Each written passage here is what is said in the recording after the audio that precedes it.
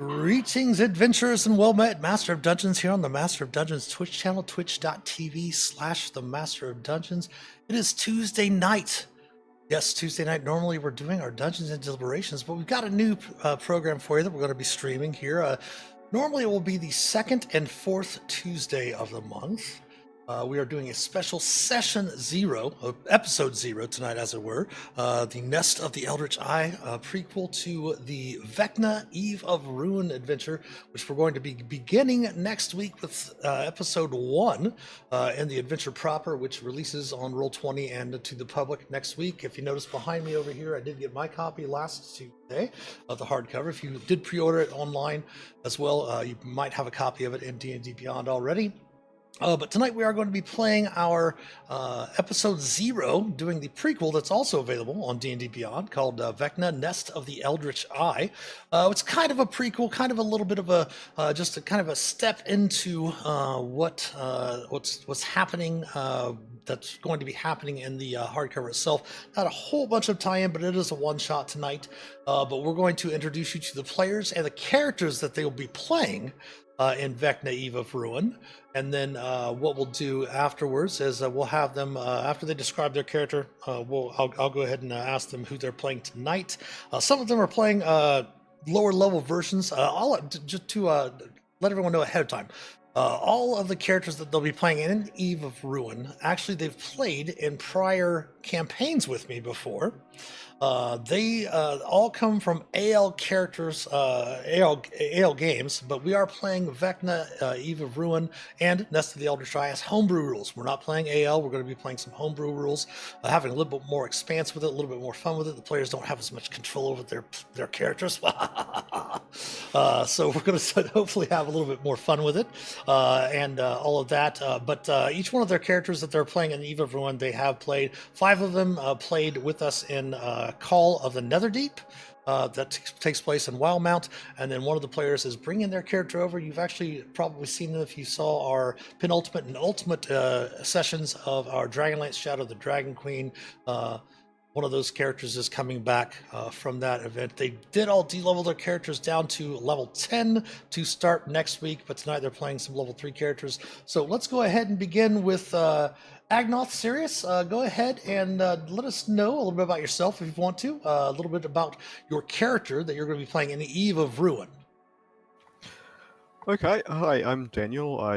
Also known as Sirius on many Discord servers. I'm in the Seattle area, so I'm on the Pacific time coast. And home base for D&D? Yeah, apparently so.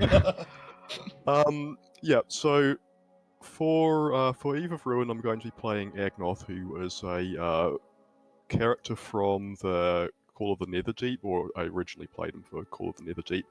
He is a gnoll from the Kryn Dynasty area, the Weiss of Jorhas, or something like that. It's a slightly harder word to pronounce. Mm-hmm. And he's an artificer, so he has a sort of fancy suit of powered armor, more or less, that he uses to help him kind of take hits that he otherwise wouldn't be able to, and punch back a little bit as well. So he has a sort of whole box of tricks and tends to prefer working on his machines to talking to other people for the most part. But when he does, he's sort of smart but not very outgoing. So yeah. And who are you playing tonight? Tonight I am playing Magden Ironstrike, a dwarf from the Menagerie Coast, who's kind of has a bit of a connection with Minerva's business, so he's been seen there a little bit. He's a 3rd level rogue. Oh, excellent. And what's your subclass for him? Inquisitive. So, nice. You know, slightly uncommon, possibly for a reason. We'll have to see how it goes. All right, thank you very much, Agnoth. And then we have Blink. Blink, describe your character you're going to be playing in Eve of Ruin, and then give us a little bit about the character, a little bit of backstory, and then, of course, let us know. Probably playing a lower level version of Blink tonight, so go ahead, Blink. Yep, my name's Greg, he, him. I'm in Southern California. I'll be playing Blink both tonight and in Eve of Ruin. Even at this low level, Blink didn't know much. He still doesn't know at a higher level. But he did learn early on that Captain Renly is the one to follow. So you will constantly see two versions of Blink, one somewhat translucent and gray, and one as Blink, surrounding Captain Renly. His mission, he's an Echo Knight, that's why you see two of them, so he's a fighter. His mission is to keep Captain Renly safe from harm and follow Captain Renly's orders to the T. And woe be anybody who gets in his way, or his Echo's way for that matter. Almost the literal words that Captain really says, even. All right, well, thank you. Subtext is not Blink's strong point. Exactly. No. Thank you very much, Blake. And then, of course, we do have the aforementioned Captain Renly. Captain Renly, go ahead and describe Renly, a little bit backstory about yourself, whatever you'd like to share with us. Sure. Hello, internets. My name is also Greg, and my main role is face palming at the things that Blink does. No, I am playing a level 3 Pact of the Tome Fathomless Warlock. He's an Aasimar from the... Let's see, where's he from? Nogvarat in the Zemni Fields of Western Wyander, because, again, I started playing this character in the throughout the Call of the Netherdeep campaign, and... He's really excited to introduce you all to his floating tentacle that randomly does damage, Stumpy. So we'll see a lot of that and a lot of interactions with the aforementioned Blink. All right, thank you, Captain Renly. And then, of course, we have Das. Yes. So, hello, everyone. My name is Matt, also known as Talos the Stormlord on various Discords and other places. Him, based over on the East Coast of the US. I will be bringing Das the Blessed, also known as Das the Best, or Das the Beast, or Das the something else, many other honorifics that he either takes on or others give to him. You may, as Mitch mentioned, may have seen him in some of the final episodes that we streamed of Shadow of the Dragon Queen. He is actually from Ansalon, from the Kryn setting of Dragonlance. He's sort of the outsider among this larger group, which will be an interesting dynamic to see how that plays out, as I think most of the rest of all kind of know each other. He is a paladin, Oath of Conquest, 3rd level at the moment. He is adorned with many of the symbols of the various different gods of Kryn, and that's the Dragonlance Kryn as compared to the Wildmount or the Exandria Kryn. We'll somehow keep that straight. He and just has loaded himself up with honorifics of his various interactions with the gods. He's a Knight of Salamia, pledged to most directly to Kiri Jolith, but probably as we'll hear more as he introduces himself over time, he basically finds attachments to half a dozen plus of the gods of Kryn and thinks of himself as being their herald about their return to the world. He'll be level 3 here, and he'll be level 10 paladin when we come back next week. All right, thank you very much, Das. And then next we have Devana. Hi, I'm Sarah. I'll be playing Devana. She is a custom lineage, so basically she doesn't even know herself what she is. When you initially look at her, she's dark-skinned, covered in golden tattoos. She has pointed ears. She might be an elf, but as she walks away, you'll note that she has a tail. She's not quite sure what her lineage is either. She comes from over the mountain, and if you ask her which mountain, she'll just point to the one that's the farthest away and say, "That one," and stare off into space. She always wants to keep moving. She never wants to settle down. She wants to explore and take care of her party. If you happen to bring up the subject in a drunken conversation, she will adamantly swear that no one is after her. She is a Twilight cleric, and as I said, her main goal in life is to keep the captain and the 10 eels alive. Thank you very much, Devana. Yes, I forgot to let you know the name of the adventuring company. It is Captain Renly, of course, and the 10 Eels. I think they might be including her Devada's spiritual weapon and Renly's Stumpy in the group. I'm not really sure how they got to 10, but it is Captain of the 10 Heels. Thank you very much, Devada. Let's go ahead and go ahead, Minerva. Okay. I'm Dana. I am also in Washington State, across the water from Seattle. And I'm at Ms. D360 on various Discords, and gosh, maybe even on other social media platforms. I don't know. I've been using that one for a long time. I will be playing Minerva, who is a proprietress of Moore's Curiosity in Port Damali. She comes from a big family of merchants. Moore's Mercantile has been in her family for generations, and and they kind of keep things in balance with what they buy and sell in these areas. Help people out. She likes to collect artifacts, and she will go off in search of them sometimes herself. She is dressed kind of like a Victorian shopkeeper in like a black walking suit with a lacy collar, and her hair piled on top of her head, and she has a gray streak. And she's kind of a tentacle twin of Captain, because she has an invisible one that hangs out with her. Mechanically, she is a custom lineage as well, but basically human, though her skin looks like it's turning a little lavender. And she is an aberrant mind sorcerer, thanks to one of these artifacts she found once upon a time. So yeah, she likes to explore and find things, and she also has a really cool walking stick that sparks when it hits the pavement. All right, thank you very much, Minerva. And Minerva and Blink, do you want to let the viewers know about starting probably next week? Of course, your characters to be higher level. You guys did something with the young girl and helped her go to school, I believe, back in Exandria. Oh yes, our adopted daughter. Wait, I don't remember that. That might be 3 or 4 levels from now. Yeah, sometime in the future. There we go.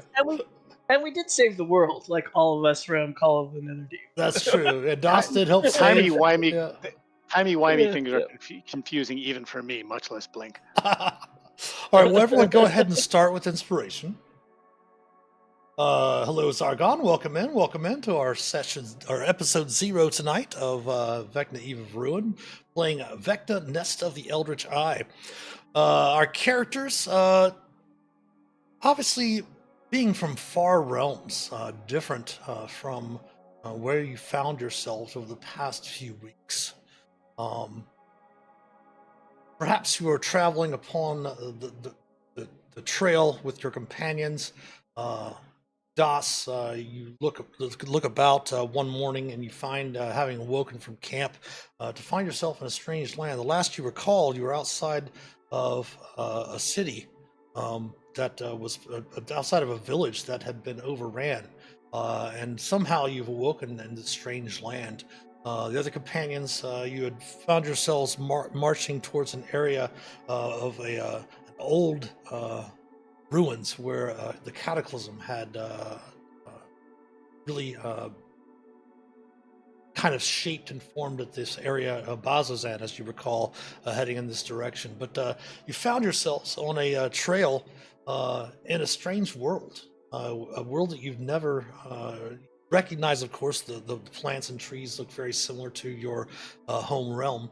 But after a few days of travel, you're not really sure exactly what's brought you here, but you've encountered this large minotaur that you've at least befriended enough to travel, knowing that each one of you in turn has the skills to survive, being low-level adventurers. And you made your way to a city that was very near a rather large body of water, perhaps maybe a large sea or ocean. and you note that the languages very similar of a common tongue, allowing you to converse with one another, whether that be through magic or just being in the realm itself. You're not really sure exactly how it came to be with some of the strange cultures and things in this area, but you found that the city itself is a city called Neverwinter. And of course, you've discovered that the city of Neverwinter stands proudly on the Sword Coast of a land called Faerun, on a realm, on a planet, the world itself known as Toril. And of course, the Neverwinter itself stands west and north of Desserin Valley, that you've discovered in your couple of weeks roaming about the region. Not really sure exactly where to go, exhausting some small little bits of what areas will allow you to research why you're here and what's happened, and why you've come to this realm. You did discover that about 50 years ago, the city itself was nearly destroyed by the eruption of Mount Hotnau, which, of course, the city itself stands mostly rebuilt, bustles with skilled tradespeople, intrepid adventurers, and hardy townsfolk. The leadership in Neverwinter itself falls to Dagalt Neverember, who is Lord Protector of the city, recently awoken from a sleeping sickness that had him unconscious, and unfortunately a villainous figure by the name of Forge was ruling over Neverwinter for a time, but due to the help of some adventurers, Lord Dagalt Neverember was roused from this sleeping sickness and has taken over the city as the Lord Protector. And with really no way to make funds other than what small jobs you could get here and there, trying to find out what has happened, how you've come to this realm. You've taken up jobs as working for the city itself. And Lord Neverember, for lack of a better word, is basically your employer now. As the city itself does lack a formal militia, Lord Neverember often hires mercenaries and adventurers such as yourself to keep the city secure. And of course, you do have a place to stay at the barracks for the different adventurers and mercenaries that are hired out. They don't have anything extremely formal, as most of the barracks are old, reconditioned inns and taverns and such like that. And the majority of the time, your patrols working mostly swing shifts. Sometimes you'll work a morning shift and work most of the day. Sometimes you'll work an afternoon shift where you're working through the evenings. They really don't put unseasoned veterans, unseasoned mercenaries and adventurers on the night shift, as most of the nefarious things that would happen in the city itself, if there were such things that would happen, they do leave that to more seasoned veterans, such like that. Is there any particular place you'd like to go in the city itself before you begin your shift today? It is the afternoon.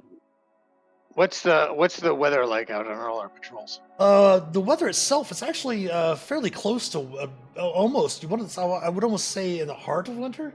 Outside the city proper itself, you do see snow covering some of the hillsides and rolling plains that are outside the city. But this, because of the erupting volcano that still erupts, it does leave Neverwinter with its name fairly temperate and mild, even in the darkest of winter.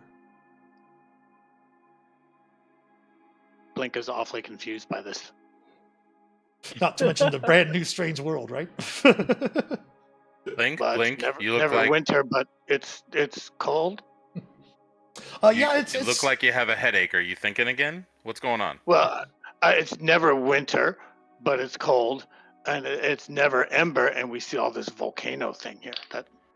That is true. I think it's meant to be ironic, when like they call a big guy tiny, that type of thing. Or maybe never means something different in this world. Perhaps. That is something to note, though, Blink, that outside you do note that there is a chill in the air. Obviously, you can see the wind blowing the snow on the hillsides and such outside the city itself, but it's not, I don't want to say, probably, Fahrenheit-wise, high 20s outside the city, but inside the city, probably about 50 or 60 degrees, fairly mild compared to what it looks like outside of the city itself. But nothing we need to go and buy the captain cold weather gear for. Yes, true. No, I'm all bundled up in my big coat, Blink, but that's very nice of you to think about.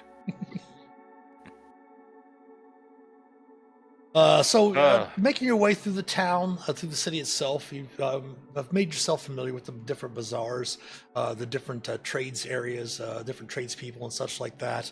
That way, if you need to purchase anything, particularly from Player's Handbook or anything like that, if you think of something you might have forgotten, you can do so in between your shifts. Is there anything you would like to purchase before you go on your shift? How much is the Holy Avenger again? Is that 50 gold? We'll see. No, another day. Currently, they're out of stock. Sir, can I have my allowance? Oh, that's right. To make sure that Blink spends responsibly, I carry all his gold. What do you need today, Blink? It's a new world. They have new food, right? So I think that means everything is a discount for new worlders. So let's leave you with 50 gold. Is that all right with you? Blink, don't need to take too much time on it, but Blink will look for whatever Neverwinter's equivalent of the food truck mall is. It's got to be better than the stuff in Wildmount. Certainly. Excuse me? You do have your cook. Join him, looking for some good food and also trying to keep Blink out of trouble. Takes a village. Yeah. Minerva's listening, trying to listen for any rumors of anything happening too. If she has to use some criminal contacts, she'll try, but she doesn't know if she has any here. They might all be in Wildman. You've made a few here and there. Working as a patrol for basically the civilian militia here in the town, since there's, as I mentioned, there's not really a formal militia here in the city. You've made a few contacts here and there, not as extensive as you had in Exandria and the different areas that you were there, but you've made a few contacts here and there. Not really people that are really in depth into the criminal underworld, as it were, but a few things here and there. You've heard. Go ahead and give me a. Let's have you choose the skill, Minerva. Perhaps maybe you can do a little bit of information gathering. Would you like to use investigation, persuasion? What type of skill would you like to use to, talk with the few that few contacts that you've made so far? Oh, I think Minerva would definitely do persuasion to chat people up, whether it's shopkeepers or anything else that you may have. Okay, something in common with. Okay, we'll go ahead and give me a persuasion check. Well, if it was an advantage, it'd be 24, but otherwise it's 16. Well, 16 is totally fine. 16 is great. There's just been rumblings here and there. Obviously, people talking about pickpockets in some of the bazaars, things that along that nature. A couple of horse thieves on some of the merchant caravans that have been traveling up and down the road from between here and Waterdeep. But something that kind of strikes as odd is there's been whispers of odd cult in the region. Yes, it's been whispered. It seems many of the townsfolk or any of the people we talk to seem very, not that they know anything more about it, but just that the sinisterness of the cult itself, or the idea of such, they say in hushed tones. That Phineas Scorchblossom must not be part of that one. He's in a cult too. Yeah, I let my command zones. Maybe something to look out for. Cultists can cause problems.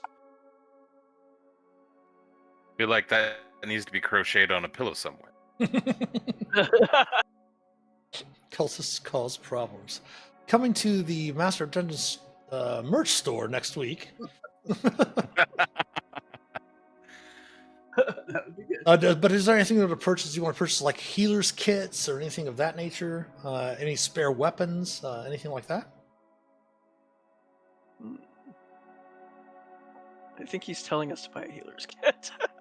I always recommend all players. I always recommend having at least one healer's kit on you. It's an easy way to pick up downed characters.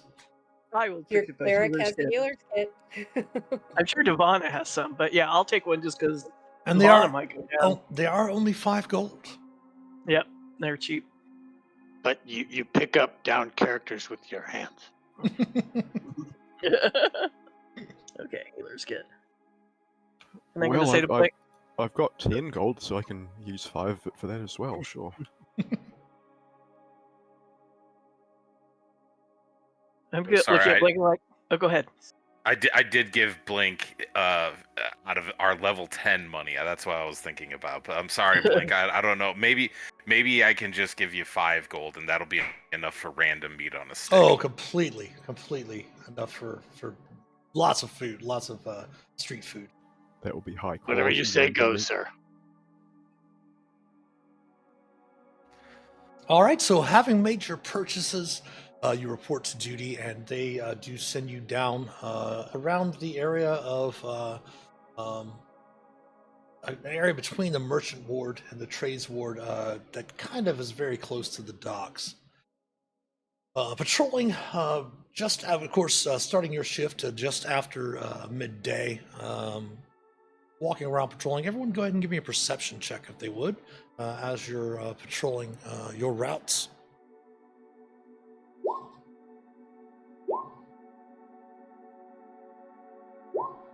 Wow, those are some really good perception checks. Amazing. You pretty much you see it. Go ahead. Das is slow to look at there. There we go. Oh wait, no, not yet. Das is getting bad at his perception. Now he's getting better. Very good roll for Das. Yes. And you other than a few small street urchins here and there, perhaps you might stop them from. You see a couple of them trying to take some bread here and there, some fruits. You don't really see anything too nefarious. But you start kind of make your way between two of the different wards where there's not as much travel. And you hear an anguished scream erupt from a nearby alley. Oh, without second thoughts, Das just immediately breaks into a trot and starts running over there. All right. Is everyone following Das? Yep. Ivana Oh, shortly wait for behind me. him. Yep. Oh, of course. All right. Blink sends the echo after Das, but stays next to Renly himself. Okay. What does Renly do? I'll roll my eyes at Blink and say, "Always running off this guy. What's the deal?" And I'll like kind of slowly just jaunt after. Okay. Making your way into this. Sir, I think they call that type of guy a cowboy.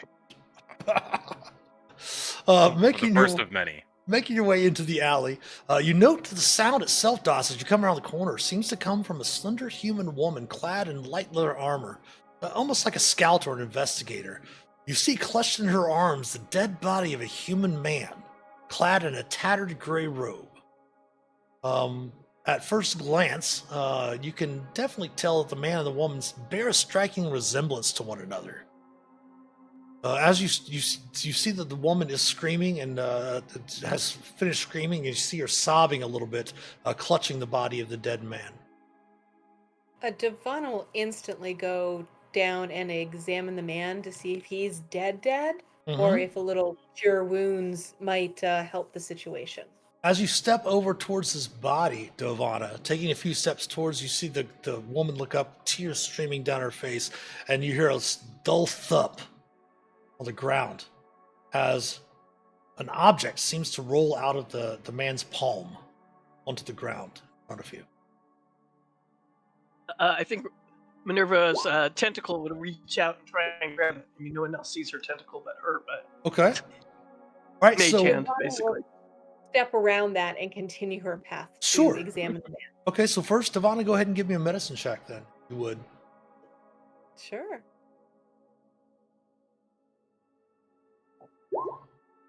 Yes, the man is definitely dead. Okay, so beyond my healing power. Correct. I just reach over and try to comfort the woman. It just with a little pat on the shoulder. Okay. And as you do, of course, Minerva, you reach out with your tentacle and picking up the object, bring it up. But perhaps maybe to your relief, you didn't pick it up with your own hand because it seems to be a desiccated eyeball. Oh my! So it's like, can I keep this for my shop?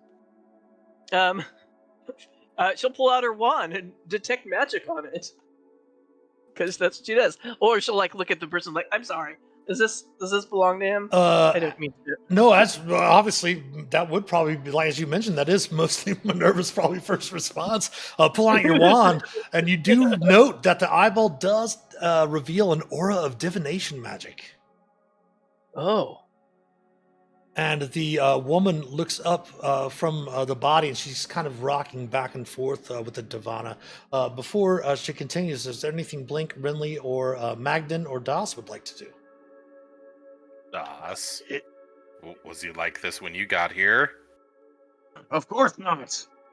Oh, I okay. will find the one who got him like this, and Das will draw his sword and be looking around, thinking, perhaps correctly, perhaps incorrectly, that this probably happened recently. Okay. Looking around Yeah, you for- haven't really gotten any information yet. You do see Devana still checking over the body, kind of trying to comfort the woman that's holding the man's corpse.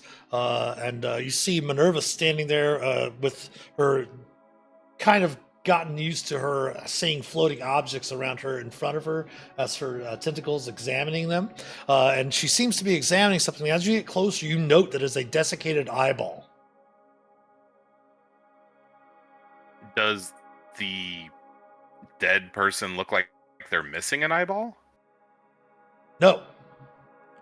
As a matter of fact, Devana looking there, and really as you kind of look over her shoulder, you see that the man's eyes are open, almost as if staring in fright.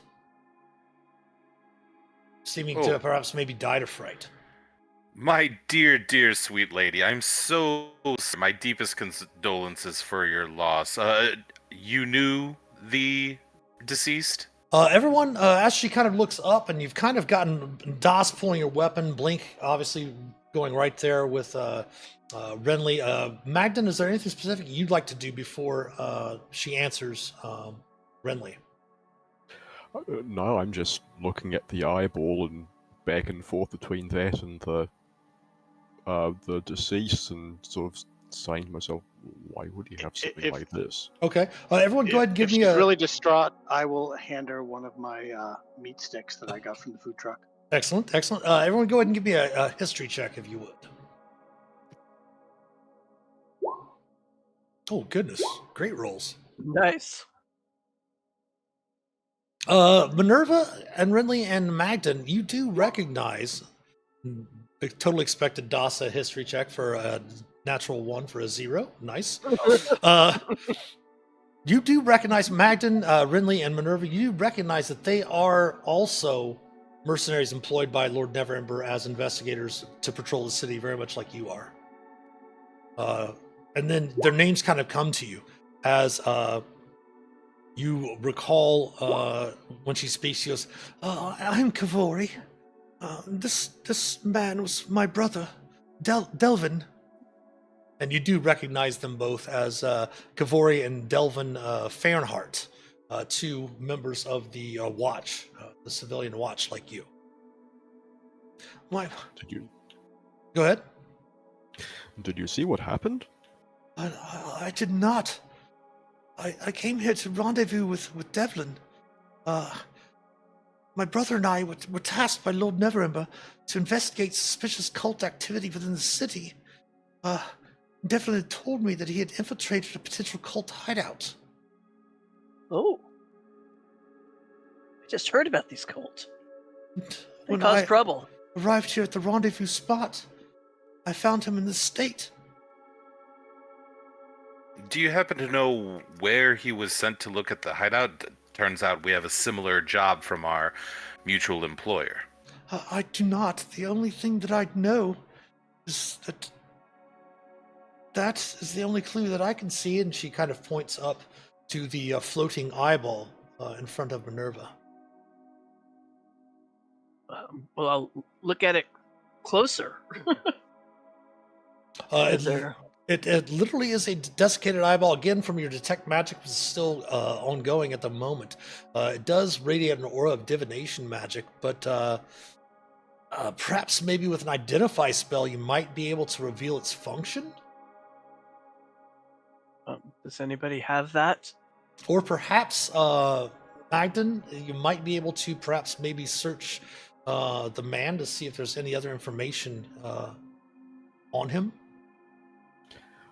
Sure, I suppose I'll do that. And you do note that Kavori does stand. Let me go ahead and put their names into chat for you. I'll put them in. The dead man's name is. I'll put this in your Roll20 chat and into our Twitch chat.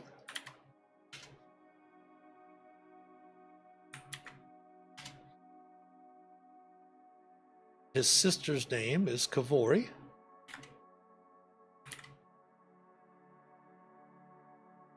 Yeah, I did pretty good on the spelling. Investigation for checking his pockets. Yeah, go ahead. She does stand up and she does recognize you all as members of the watch as well. Oh. It's dark. It is a fairly dark alley, yes, Magden. Even, but your dwarf vision, you kind of looking around. It is still fairly dark, but you don't really notice anything on his person. Does anyone else want? She does stand up and does seem to hold on to his hand, however. And obviously she kind of steps back, still holding his hand a little bit, moving back a bit to let you do your investigation. Sir, I don't think we should trust the new guy to look at this stuff. The new guy doesn't want to look at this stuff. I can hear you right over here. Well, then you should. I'm talking about the other new guy. But yeah, you too. We don't want you looking at things either. Maybe we lower the eyeball, Minerva. Probably onlookers not wanting to see. I mean, you can jar it later and everything, but I think that's a good idea. Actually, I'll pull out a jar is a good idea. I have some vials, so yes, I will pull out a vial and maybe put it in there. Sure, you can put it in a jar. Yeah. Yeah. I'll put I will I'm still peering at it, and the eyeball itself is very, very, desiccated, hard. It's hardened.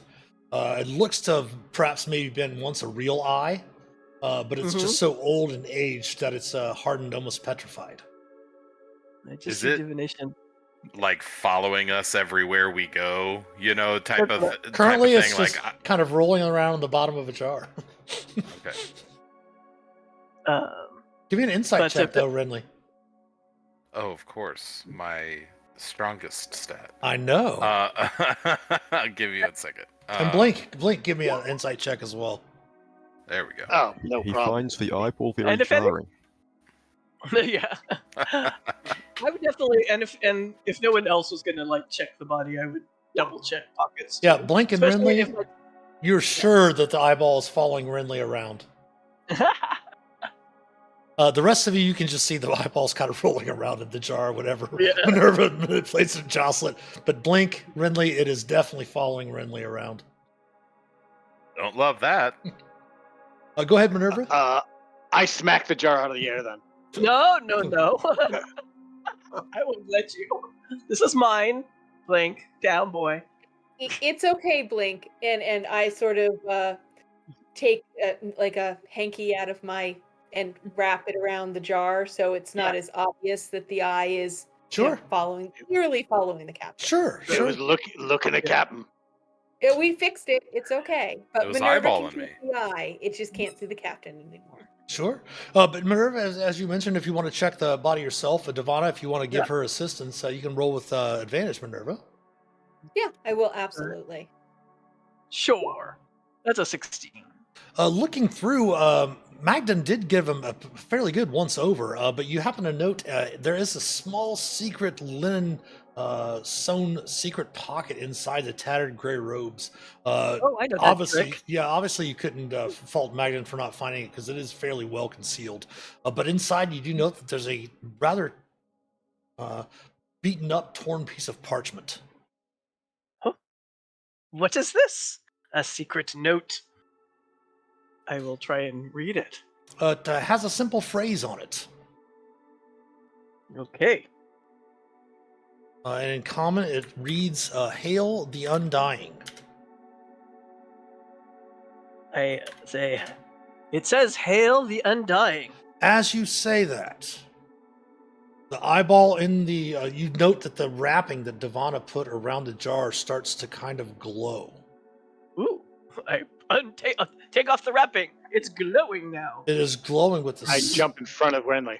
with a sickly Savannah deliberately looks away. with a sickly green light, and it spins, looking down the dusty, rot-filled alleyway.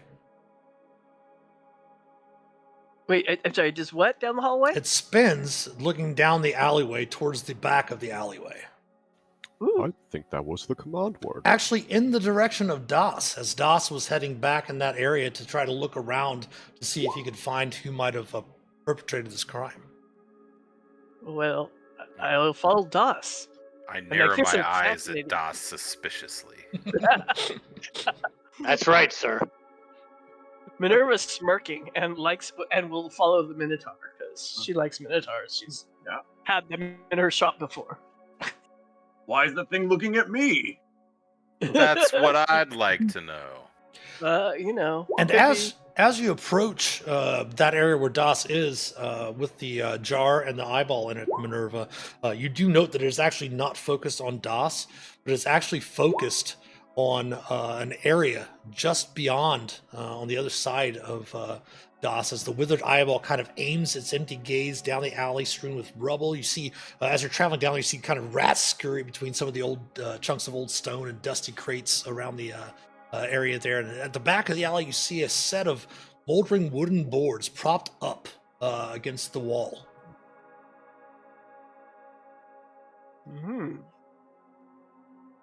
Well, first thing Minerva does, if she hadn't done this already, is she casts Mage Armor. Okay. And Blink's- Sorry, go ahead. Go ahead. Minerva. no, go ahead. I just Blink's not very perceptive, but is it obvious that it's staring at the boards as we move around it? Oh yes, Or- yes, it's definitely obvious. No check required. You can see that it's staring. The kind of, it's almost like got a green little as it glows. It doesn't have like a little cone or anything like that, but you can see that the eyeball itself is staring with an empty gaze right at the moldering wooden boards. Oh, I like this eyeball. It's leading us. That tracks. It's a very Oh. Minerva item. It is a very. Shall we investigate these boards? I Dawson imagine just this walked might. right up to the boards and just lift one directly up. As you do, Das, they actually move fairly easily.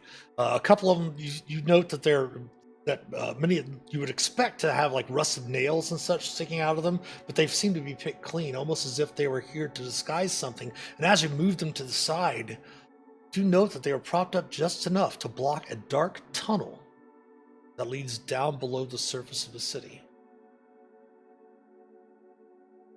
Are we I- familiar with what that is? That like are there sewers to the city that we know of, or is it like? You do know that there is some sort of sewer system. In your brief time here, the past maybe 3 weeks, you do realize that in this world, a week for them is called what they call a 10-day, because their week does consist of 10 days. So from your worlds where you've been, you've perhaps maybe been here a month. In this world, you've been here for 3 weeks. So about 30 days or so you've been here. Now, you do know that the city itself is fairly ancient, was established long ago, and that there with the eruption of Mount Hotanau, that the city has been rebuilt over the last 50 years. So there are ruins and such, as well as the sewers beneath the city itself. Yes, Bare Naked Lady songs are 30% longer here. I'll nod to Minerva and I'll say, these cults, always with dark tunnels and sewers. Nobody can meet in a restaurant or a public house? Ah, No. They have to be secretive, these cultists. ugh, all the drama. Well, I suppose we should proceed, and I motion like I'm gonna go forward, but I stop. We have two new members. They can go first, sir. And Minerva knows better than to go first, for sure. Sure, after you. I don't understand what any of you are talking about. I'm just going to go in. Okay, well, do me a favor if you would here on the screen. We're going to move us over to the other scene here shortly, but go ahead and arrange your tokens here on the screen in front of you, as if you're marching. Go ahead and put yourselves in single file, as if you're marching to the east. To the east? Okay. Yes, towards the Minerva's in the east. back. Minerva would be second to last. And welcome in, John. Haley. Welcome in, first time chatter. Quick question: have we known Doss long enough for Devana to have gotten him a bonded ring? Do you have warding bond? Is that the second level, I or is that do. okay? Yeah, if you And have, I know, yeah, Blink has one, but you've got it's 100 gold. It's quite an expensive purchase. I yeah. can't remember. It's 50 gold piece rings or 100 gold piece rings. Yeah, you should. You would have had time between them. Okay, Yeah, we'd know him well enough that I would have done that. Okay. yeah. Excellent, thank you. Well, and Magden too, because Magden is new with us. It's not Agnoth. Right. Would he be front line? Oh. No. Not exactly. Yeah. So I Yeah. probably would just have rings on my two front line Yeah. guys. I mean, not willingly, at least. He's just following closely behind to kind of check for anything suspicious or trappy from, so that maybe there's a little bit of warning before Dust sets it off. Yeah. And Gotcha. and Blink, you okay with being like one away from Renly here? Because I don't want to be in the very back. I mean, there's two of me. I can be one away from him and further. I figured he Maybe- hadn't moved because he's having trouble with east. Well, I guess the echo maybe can go in front of Renly if you wanted. Sure, we can do it. Let me go ahead and move everyone over here. Yeah. So I'm going to go ahead and move everyone over to the new map before we switch scenes. So give me a moment. I'm going to leave Stumpy and the spiritual weapon back here on this screen from now. You can always pull them out of your journal.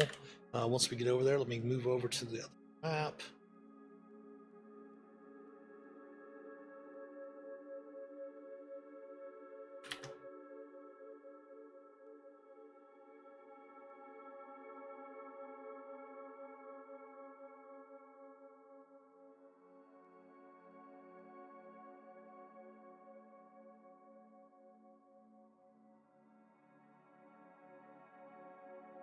And with your echo, can you see through the echo's eyes, Blink, or the area around it? I cannot. Not Okay. yet, at least. All right, I'm still going to put vision on there.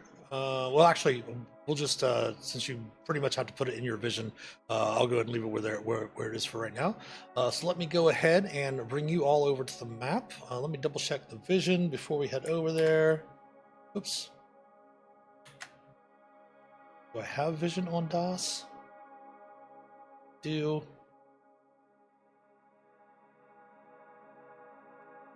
kind of vision does the desiccated eye have? It is glowing about with the 5 feet of dim light around it.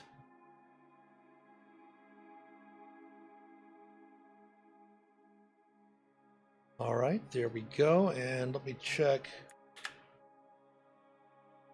Excellent. We'll bring you all over to the map, and then I will move our scene over there. For those watching, also, when we switch over to the scene for Roll20, you're going to see my view as the DM. So do your best to not reveal anything that you happen to maybe see on the GM layer to the players as we are going through the adventure. So we'll switch over there to the Roll20 screen. Hey, everything's working. Woo. All right. So fancy. So, Das, you are there in the tunnel. As you enter into this area, you do note that as you started heading in that direction, that Kavori did mention something to you. She had said, obviously leaving her back there, she said that she is going to, since you're looking to aid in uncovering whoever or whatever killed her brother, she's going to take his body and return to the Hall of Justice and see if she can find some more of the other investigators to help her. And she did remind you that Lord Neverember does value information and will pay more for captured cultists alive if you happen to find any information. Sir. Yeah. Yes, In the back here. Should I put the boards back in place, sir? that's actually a really good idea, Blink. I'm always thinking, sir. Sure. Always. So Yes. you can easily pull them back over without a problem, Blink, to cover up the entrance. In this area, you note that it does appear to be some sort of entrance to a catacomb. It does start to slope down very, very slightly as you start to traverse the tunnels. The ceilings above you seem to be about maybe 10 foot high. Das, your horns, I think they believe maybe kind of rise up to make you almost 8 foot in height, right? Yeah. So yeah, you can easily walk through here. I mean, maybe every once in a while ducking to the side with a little bit of rubble, but the ceilings themselves are about 10 foot high, made of roughly hewn stone. And you do note as you enter into the area, Minerva, the eye itself seems to be looking in a southwesterly direction. Actually, from where you're at now, more southwest than southwest.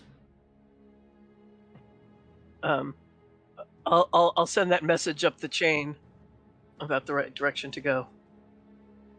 And can everyone see the map okay? Yes. Yep. Okay. You do note also that every once in a while you can see that the area is actually dimly lit in the area, as the rusted walls do seem every once in a while, every 15, 20 feet or so, do seem to have lit torches. Do note that the walls themselves are made and constructed from stone blocks, slick with moisture. Definitely, Magden, they would be almost impossible to climb without magic or some sort of climbing gear. And the floors themselves, Das, as you're walking across them with your hooved feet, are made from a mixture of stone slabs and packed earth here and there. And of course, you do hear as the tunnel starts to slope downward. Probably about the area we were at, Das, you're probably about 20 feet below street level. All right. And you do hear a soft lapping of water up ahead. Ooh, Renly's intrigued. All right. Das will turn to his colleagues and say, "Steel yourselves. We do not know what kind of dark creatures dwell down here, cultists or otherwise. I shall lead the way." I shall be right behind you. All right. The corridors open up into some sort of chamber up ahead of you, Das. Looking into the chamber, you can hear the soft lapping of water echoes throughout this wide chamber. You see wood and stone debris from collapsed buildings litter the area. You see brackish water kind of floods nearly half of the chamber in front of you. And you can see that the water is fairly shallow right near where it comes up to meet the debris. And before we continue any further, we do have an ad break getting ready to come up here in about a minute or so. So let's go ahead and take a small little 5-minute break right here at the bottom of the hour here at the half-hour mark, 9:30 Eastern. So let's go ahead and take a 5-minute break. We will come back on the other side of the ads. We'll have our players come back at 35 after the hour, and we will continue on with Nest of the Eldritch Eye. So please stick around. We'll be back in a few. Great.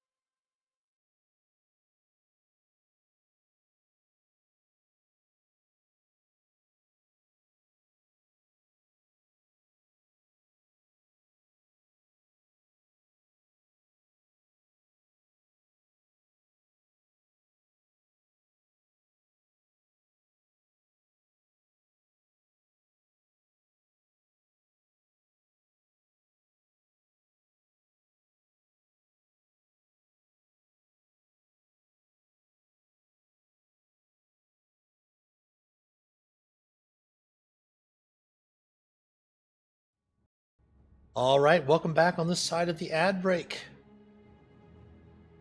We have our adventurers in some catacombs beneath the city of Neverwinter. The Minotaur Paladin Das in the lead. You see the room before you, Das.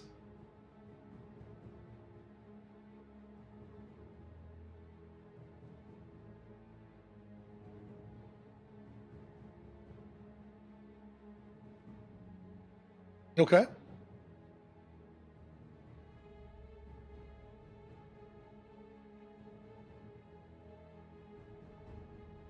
You do note that the water near where you're at there is fairly shallow, but it does seem, just looking down into the brackish water, it does seem to darken as it follows to the south, the tunnel to the southwest, almost like it perhaps might get a little bit deeper.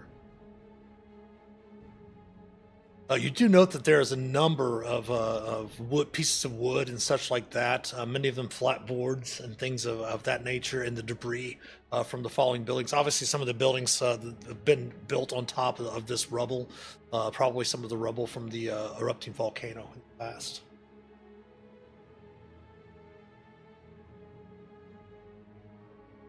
No, you can move by each other, sure.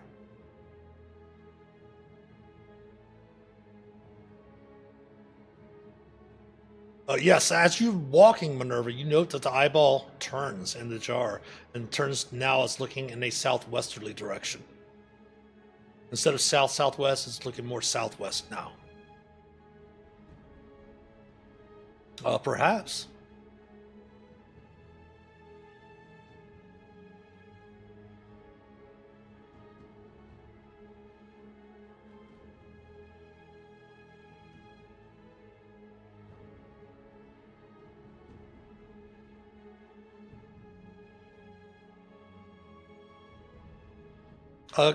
Give me a survival check.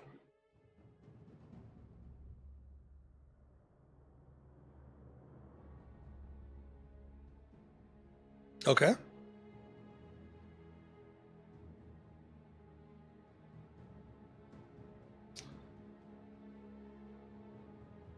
Survival. They might have been muted. Thank you, Briar, for mentioning that. Some reason it came back and it had the headset meter. There we go. Should be able to hear them No now. advantage, but a 17. Looking through the water, obviously is very brackish and is you note a little bit of fungus floating here and there on top, but it doesn't seem to have any sort of would not be probably safe to drink, but it doesn't seem as if it would be unsafe to step into. But looking about, you do note with that survival check, there are a number of boards that you might be able to perhaps maybe tether together like a skiff or something like that to float upon the water if you don't want to get into it itself. Redney, Captain, sir, I noticed that you knew something. I think that you still do. Did you have something that can kind of like change water, like at every 5 foot square? Not at this version. Oh no! That sucks. I didn't take it because I thought you had it. Yeah, no, it's Yeah. it's like one of the next ones because I'm packed to the tome, so I do have extra cantrips, but not that one Yeah. yet. I will note something real quick, though. Magden, as you kind of step over into that area, you see the debris and such like that with your dark vision as a dwarf. You do note something in the south, kind of southeast, more south-southeast corner in that direction exactly. Down here, let me reveal that for you with your passive perception of 13. You happen to note that there does seem to be some sort of small passage. Oh. It seemed to be like a cramped, tiny, like a tunnel hidden behind some collapsed rubble to the south. So I peek at it a little bit. Does it look like we have any prayer of getting Das through it? It does. It would take a little bit of time to clear the rubble, but it does seem to be some sort of. You probably have to crawl through that area. It would definitely take some time to kind of crouch down through it. Das would have to definitely squeeze, but you do think that squeezing through, I mean, it would definitely be cramped.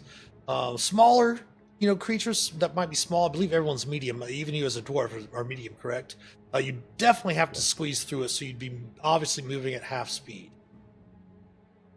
Well, if you fancy digging more than making a boat, this is a way. What do we think? How are our boat making skills? With the survival check that Renly made, it wouldn't take very much time at all. Maybe a minute or two to make a couple of skiffs. There's enough wood there that you could make a few skiffs that would support maybe 2 of you per skiff, and obviously the Echo wouldn't need anything to ride on. References? But looking at the edge of the water itself, with the light flickering kind of off of it, you can examine the water a little bit more to see if there would be any way, like to see how deep it is or anything of that nature.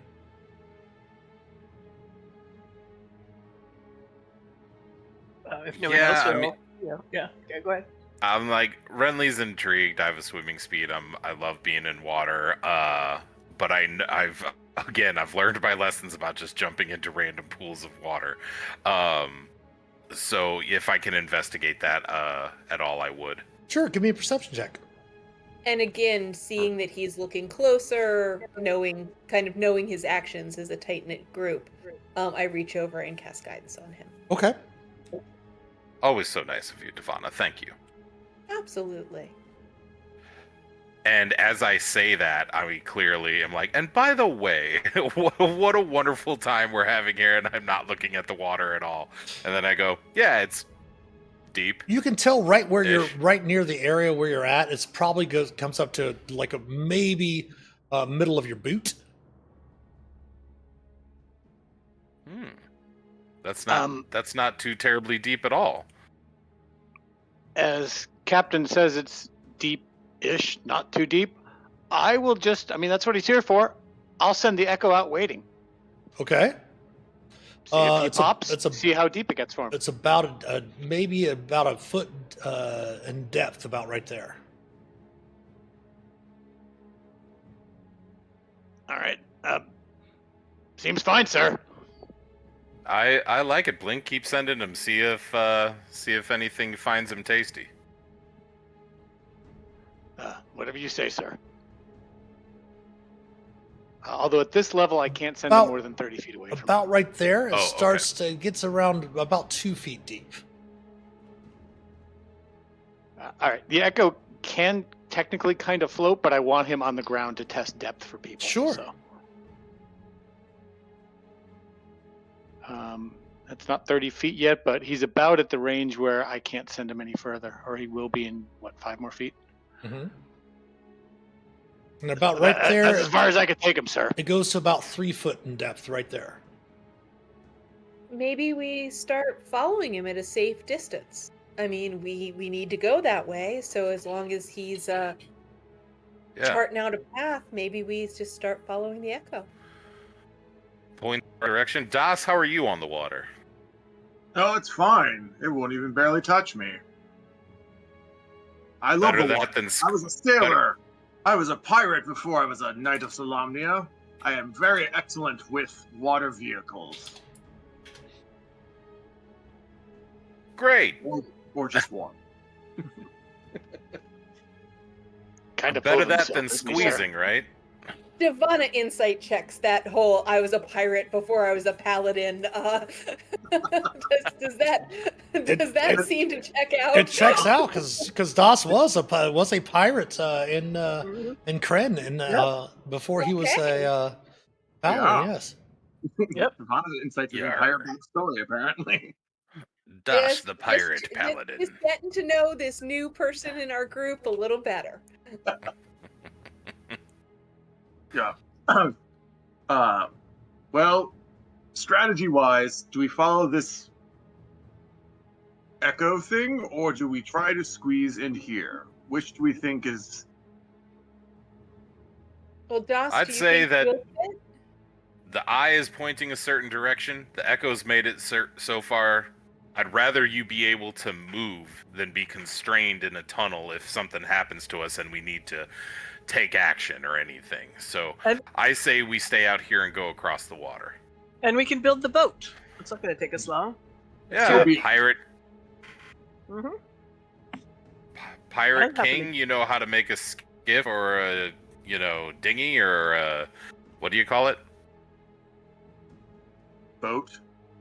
Yeah, one of those. Obviously, you making more lashing together with some of your rope, making with some of the wooden boards and stuff, making a skiff. You could do so. If you want to give me a survival check, Das, feel free. Hmm. And if I Devana will- wants to give a, I was gonna say if Devana wants I to will give guidance guidance. that. Yep. Can Yes. I help? Can I help? I'm proficient in survival. Sure, yeah, I All right. give him help. advantage. Please. Because I'm from a seaport town, Yeah, we're lots of sea folk here. and I've Yep. worked in a mercantile. And Devana's guidance. 18. Yeah, you're actually that's succeeded by more than 5. So I'm gonna let you go ahead and you can make 2 skiffs out of the what you're able to find there. That both of those skiffs will hold up to 2 medium-sized creatures to float on the water. Basically, riding the skiff, you can use your movement to propel the skiff up to 20 feet in a direction of your choice. All right. I If would say there's a- someone lighter comes with me. If Devana remembers correctly, Minerva has a Cloak of the Manta Ray, correct?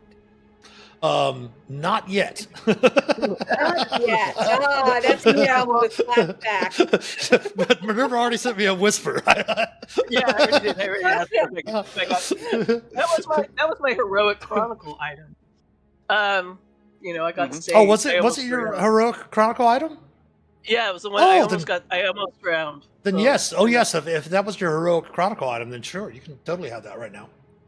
Okay. All right. Then I am. All right. Then I can swim. If we have those, then Blink's heroic chronicle item is a swim speed too. So I guess the 2 of us should be the waiters. Mm-hmm. Okay. And Renly Devana can swim. is, although very tall, might be hollow boned. She's incredibly light, so I will get on with Das. Okay. So Rinley and Magden on one skiff, and Devana and Das on another. Well, Sounds good. Renly can swim too if he wants to. True. Right? If I don't have to get my coat dirty, I won't. Well, I do have something that'll help clean you up. Minerva Well, that's- Renly rides in style. Okay. I will let you know Yeah. from the point This where is my litter. from the point where the echo is, it would become difficult terrain for those without a swimming speed. And those of you, of course, on the skiff, you can move during your movement up to 20 feet of your in the direction of your choice. So who is going to guide? I'm assuming Das is going to guide the skiff with Das and Devana on it. Magden and Renly, who wants to guide your skiff? Is there a thing that makes you better or worse at guiding Nope, it? nope. Nothing makes you better or worse at guiding it. Well, I guess Messenger Magden than could a do that. driver, Magden. What do you think? It's probably good to have the smaller person in front. Fair enough. So Magden will be steering the skiff with him and Renly on it, and then Das will be steering that skiff there. Let me see if I can pull out. Let's just pull out a wooden board.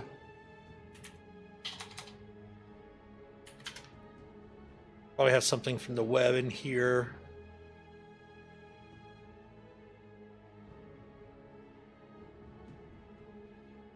We'll just use a washboard as the skiffs.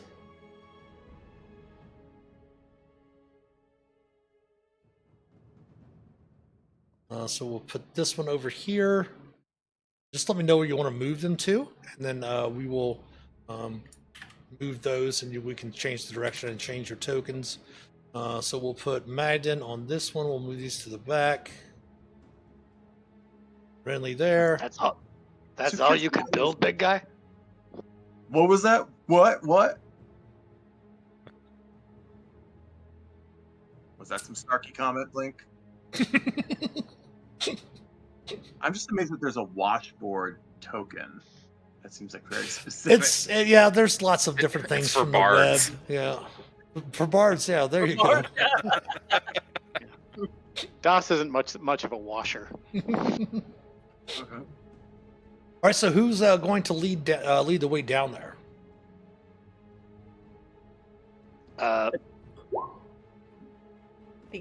The echo, right? Boom. Oh Blink no, is because going the to echo switch can't. down there. The echo can't see, so it'd be pure metagaming if I let the echo lead and I saw something. So I'll switch places with the echo, and the echo will stay with Renly for now. Okay, and I'll kind of stay by the skiffs. Okay. And I assume Das might want to come up too because he's as much of a bruiser. Okay, I'm going to go ahead and move Das and Devon at the same time. Sure. We'll move Magda and Renly right behind them. And Minerva, you can control yourself. Yeah. Water's fine up here, sir. We're fording the river, and we're going to find out if our oxen. Yes. Dysentery. Yeah, snake bite. Blink, before you move forward one, go ahead and move back one, please, if you would. Devana, as you come around the corner there with Blink in the water, the first thing that you notice is there's odd waves and currents that suggest there's something else in the water with you. See, look out, Blink. I think that we might be coming up on something. And indeed, as you mention that, the water begins to coalesce in front of Blink.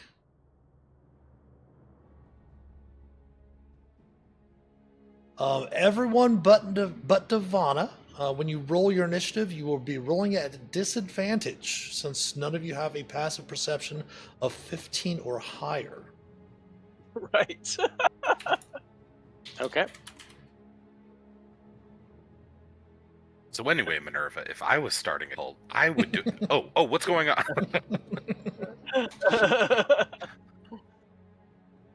So make sure to select your token. Oh. And just roll twice if we have disadvantage then? Yes. And then you can adjust it in the turn order yourself. Got it. 13 it is.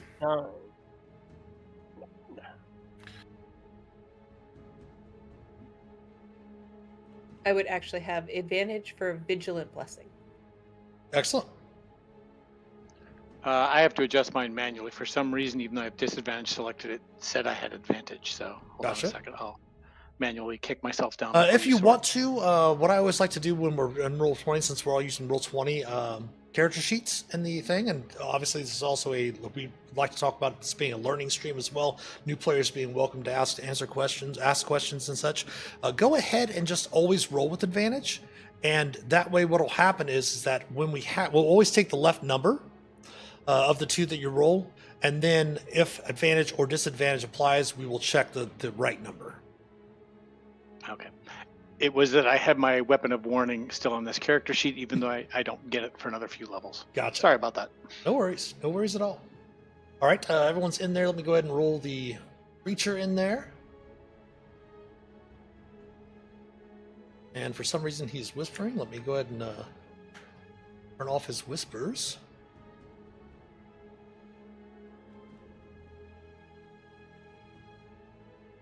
Never whisper rolls. And also, do me a favor, also, for all of your characters, open your character sheet, if you would. And then at the top, it says your core, your bio, your spells, and it's got your little gear icon for settings. Click on your settings. And I believe in the far right column, it should be, it might be in the center column. Let me double check. I'm going to open one of your character sheets here. Renly's at the top, so I'm going to open Renly's. If you go to your character sheet and you open up your settings, once Renly loads for me here, there we go. You will note. I just changed it to initiative style advantage. Is that what you were going for, Mitch? No. Okay. Normal. What you'll do is actually, but it is in that column though. It's in that center top column, the top box. Click on the box that says Add Dex Tiebreaker to Initiative.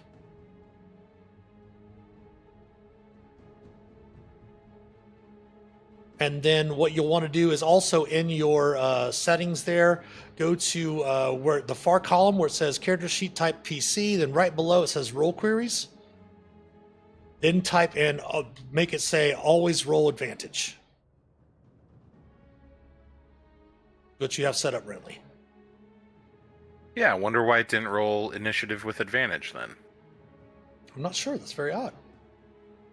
That's why I changed the initiative style to anyway.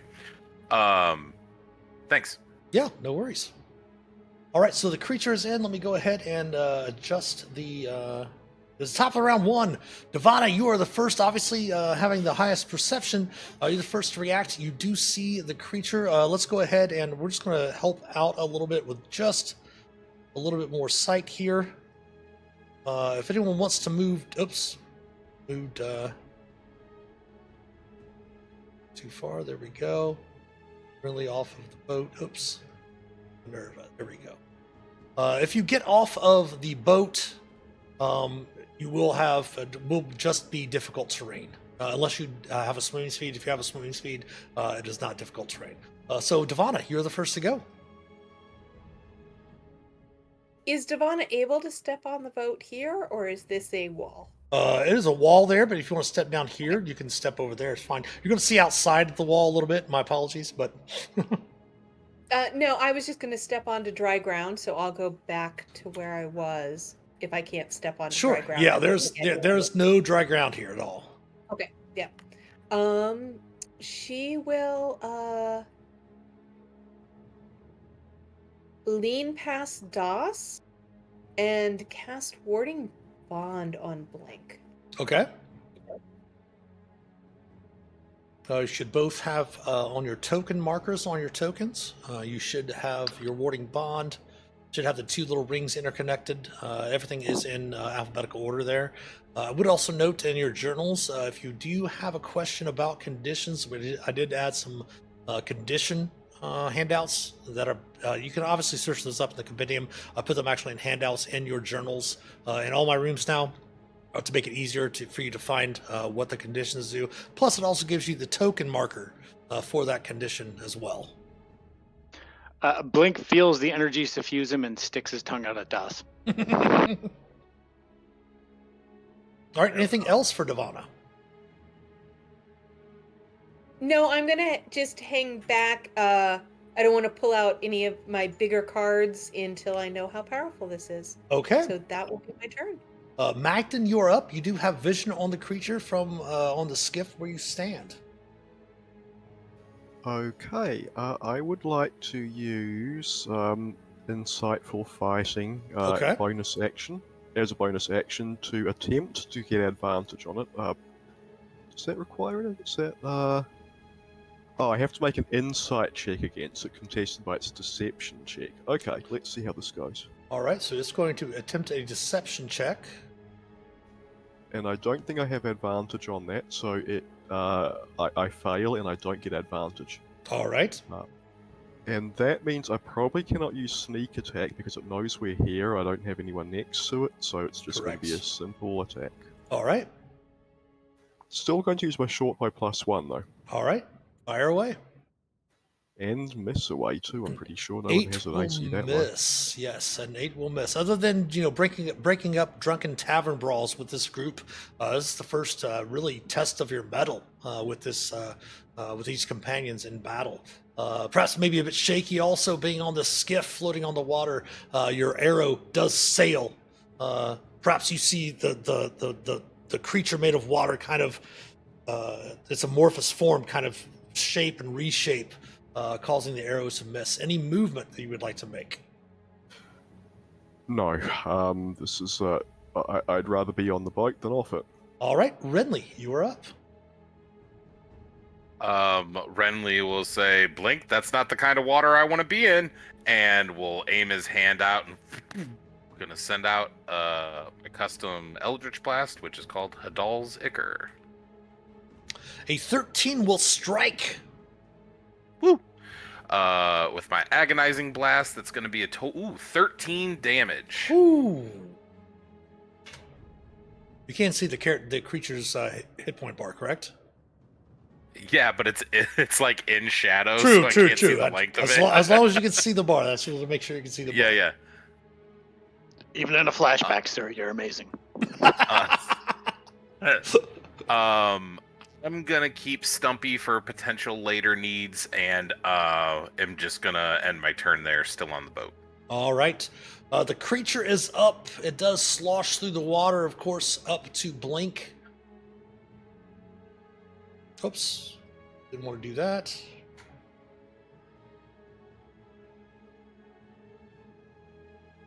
And it is going to attempt to constrict Blink.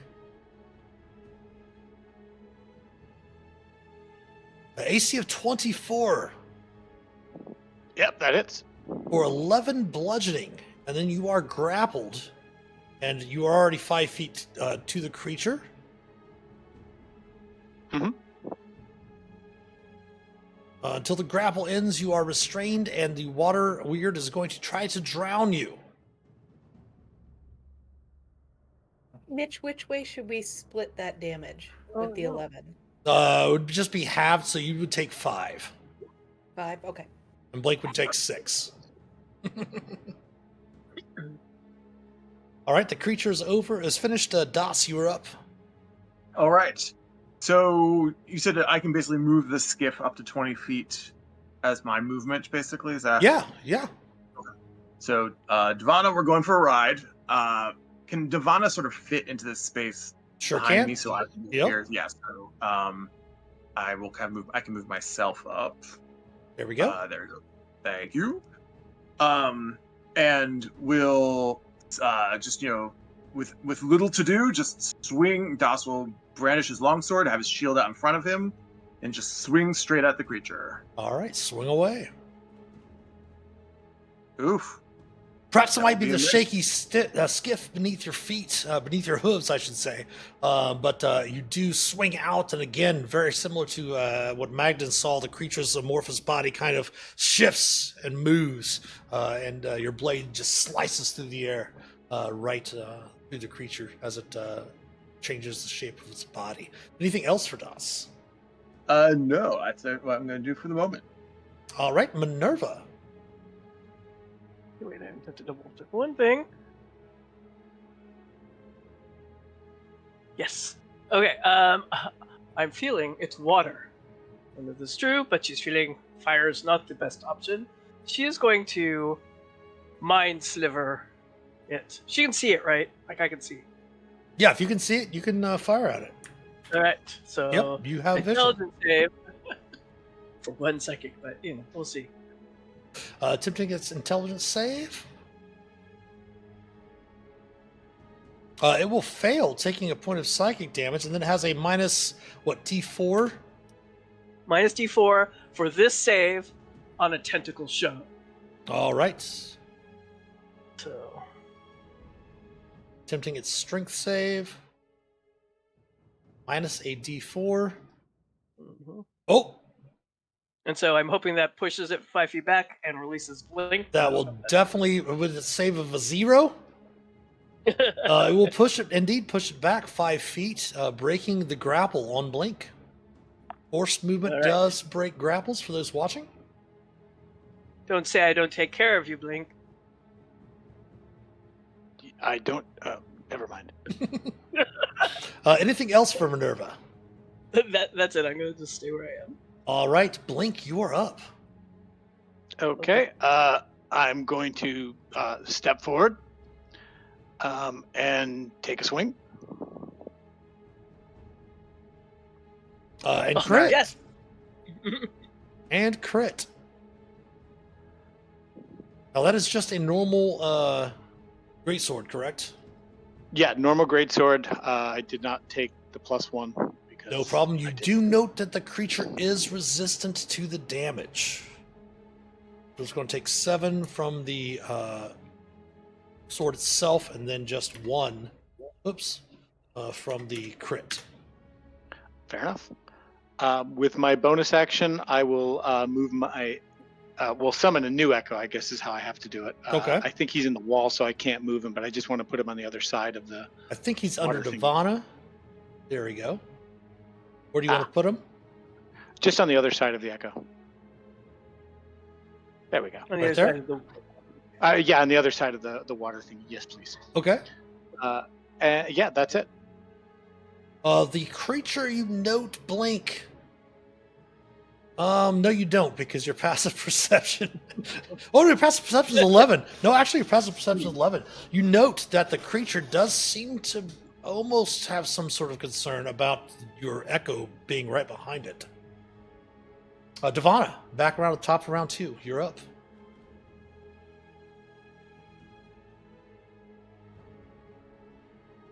And you might be muted, maybe, Devana? Yeah, I just unmuted myself. Okay, there And we then I was thinking Okay. thinking loudly. I am going to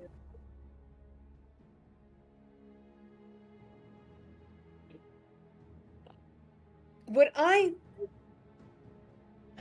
can't really reach the thing to I'm just gonna go ahead and toll the dead. Okay. Because that's what clerics do when they can't think of what else to do. that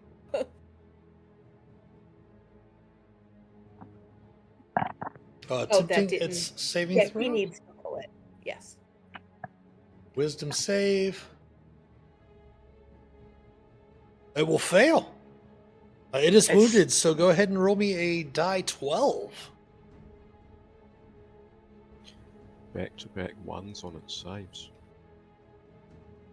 Nice. And For that 6 would necrotic. be 6 plus 3, I think. Or There's 6 plus 4. no. no, there's no adjustment on There's no adjustment on. yeah, okay, on gotcha. Toll the Dead. Yeah, correct. What you can also do to show the viewers as well, you should be able to see this Devana live as I'm adjusting it on the character sheet. So we can open this character because you obviously might cast that again tonight. What we can do is we'll open your character sheet. We'll go to our spells. Can you see this as I'm doing this? Yes. Okay. We'll go to Toll the Dead.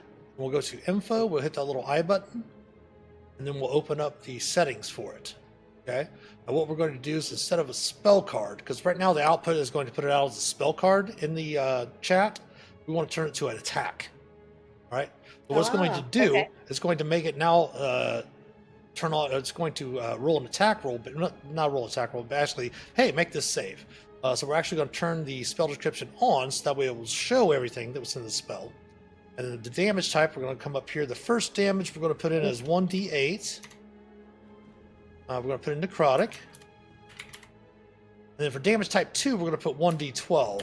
Now the d8 they haven't, they're still working on roll 20 and such like that. So the d8 will go up because we actually do have it set up for cantrip progression is cantrip dice. So when you get to 5th level, it will roll. Obviously, it's not going to really matter with this character, but for the other characters, it will help out. But we'll put necrotic here. Oops. Now, the only thing is right now you have to adjust, every time you level up, you have to adjust the d12. It will adjust the d8s automatically. But then we go wisdom effect, no damage. And then we just go ahead and shut that down. Now go ahead and we'll go to the chat and go ahead and roll your Toll the Dead again just to make sure everything's working properly. There we go. Thank you. And then it rolls for your D8, then it also rolls for your D12. And of course, as I mentioned, the D12 doesn't always go up for the cantrip dice, but the D8 will. Perfect. All right, anything else for Devana? Hurt does this creature look? Are we making good progress? It does seem to be thrashing about a bit. Okay. I will continue to hold on my big guns and trust my tanks. All right. And that'll be my turn. Magden, you are up. Alright, time to sail, not really sail, but paddle or something to skiff up a little bit closer, just up behind Blink, and then I Alright. will take another shot with the short bow, and if I'm lucky, I may even hit this time. And indeed you do. Your resolve a little bit more firm as you see your companions advancing on this creature. And it does strike true, and because Blink and Blink's Echo is within 5 feet of the creature, your sneak attack does apply. Ooh. And that is a magical weapon. The Yep. creature shrieks as water starts to fly everywhere, Blink. The creature is sorely wounded. But it does still seem to have a bit of fight left in it. Anything else for you, Magden? No, that's it. Rinley, back around to you in round 2. Yeah. Seeing that great shot from Magden, I'm gonna follow suit, and I'm gonna send another Hadal Zikr at him. Okay. Oof. Think I missed this time. Unfortunately, when Magden moved up, kind of moving the skiff forward, drawing his bow and firing, kind of shakes the skiff a little bit, and your Eldritch Blast does strike the columns above, doing nothing, or the ceiling above, doing nothing. Any bonus actions or right. movement? No, I think I'm good. I think I'm good here. Blink glares at Magden for spoiling Ridley's aim. All right, the creature is up. You took my shot. The creature itself, it's not like bestial intelligence. It's, average intelligence, so it's going to stick with Blink.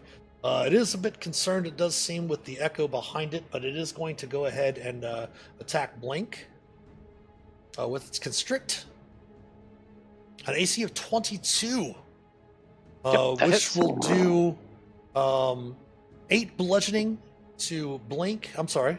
9 bludgeoning to Blink and 8 bludgeoning to Devana from the warding bond. Then Blink is yet once again grappled. Sorry, Devana. Das. It's good. All right. That's what it's for, right? No blood's coming out my nose yet. We're good. Das will actually jump off of the skiff. Okay. Hopefully not tossing Devana with It this is. massive. It is just 3 feet where you're at, probably about mid thigh for you. Yeah. All right. Das is going to swing his longsword again. I will use my inspiration this time. Okay. Oh my gosh! To no effect. To no avail, as a 12 will indeed miss the creature. All right, but hopefully at least I'm becoming a better target than Blink. All right, that's turn. All right, Minerva. Well, Minerva liked what she did last time. She's going to try that again. I'm going to move up. And Mind Sliver. Hey, for 2 psychic this time. Attempting its save. It will fail. Okay, and I'm going to try and shove it and break that grapple again. Oh, except that the echo's behind it. Can it go through the echo? I don't know. I The don't see echo the takes up space technically, so unless Okay. there's a spot to the side of him, well, it's up to Mitch. Yeah, I can't really see the echo anyway, so True. The thing is, Blink can always bring another one up as a bonus action. So if it does fail, it probably will kind of crush the echo, since the echo only has 1 hit point. But Blink can, if it fails to save, that is, we'll see. 12 will fail, even with the minus the D4. It's still going to fail without rolling that. So it will be pushed back 5 feet. It will go ahead and crush the echo. However, I'll just move it over here, Blink back behind where Minerva is, so you can not have to drag it out later. And it does move back. Anything else for Minerva? Nope, she just wants to keep breaking that grapple so Blink doesn't drown. All right, Blink, you are up. All right, when all you've got is a hammer, I'll step up and nail.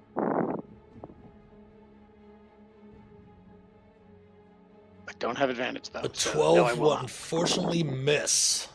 We're having some rough rolls tonight. Yeah. And because I saw it that concerned, I am going to summon the echo out all the way over here. Okay. That's it. Top of round 3, Devana, back around to you.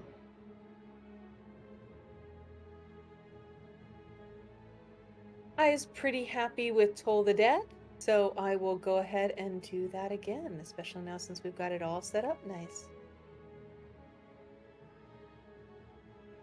And then we have bad rolls. Oh my goodness, our rolls!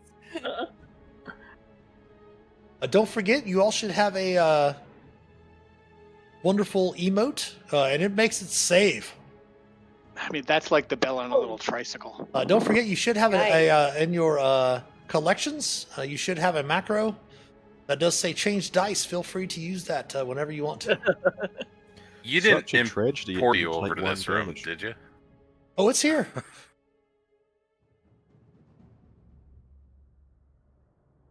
The top right corner of the Roll20 there, you see the three little hexagons. It says collection.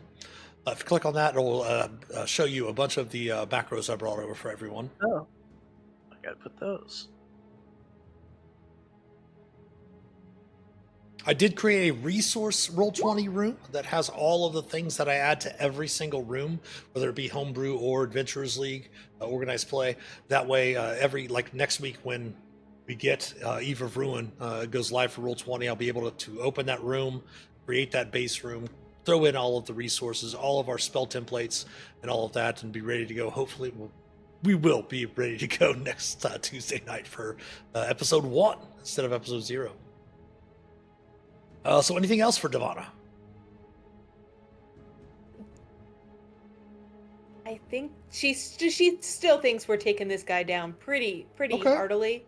So that will be it. Okay, Magden, back around to you. Alright, well, Magden decides against moving the boat this time, since that might have helped throw Renly's aim off. Instead, he will kind of brace to fire, bonus action steady aim, Okay, and then take a shot with the short bow. Nice. 22 will strike true. Just as well I did.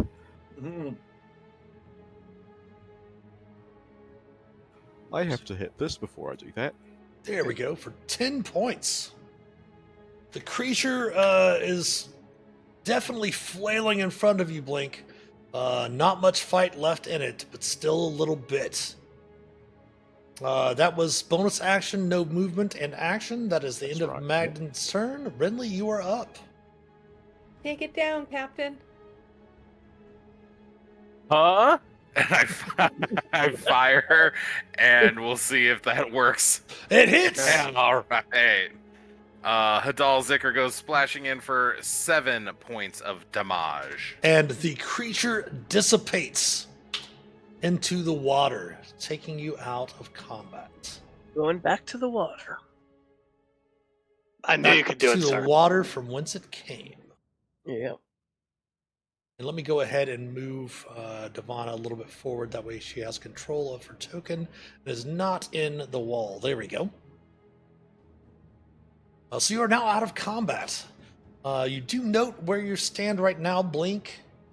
Up ahead with the dim light, you do see some sort of chamber beyond your echo to the west. It's drier up there, sir. What's the eye doing? The eye is Dryer actually or just the eye itself is actually kind of looked in the direction of southwest again, Okay. almost directly Devon is southwest. Cast a heal wound, a cure wounds on herself. Okay.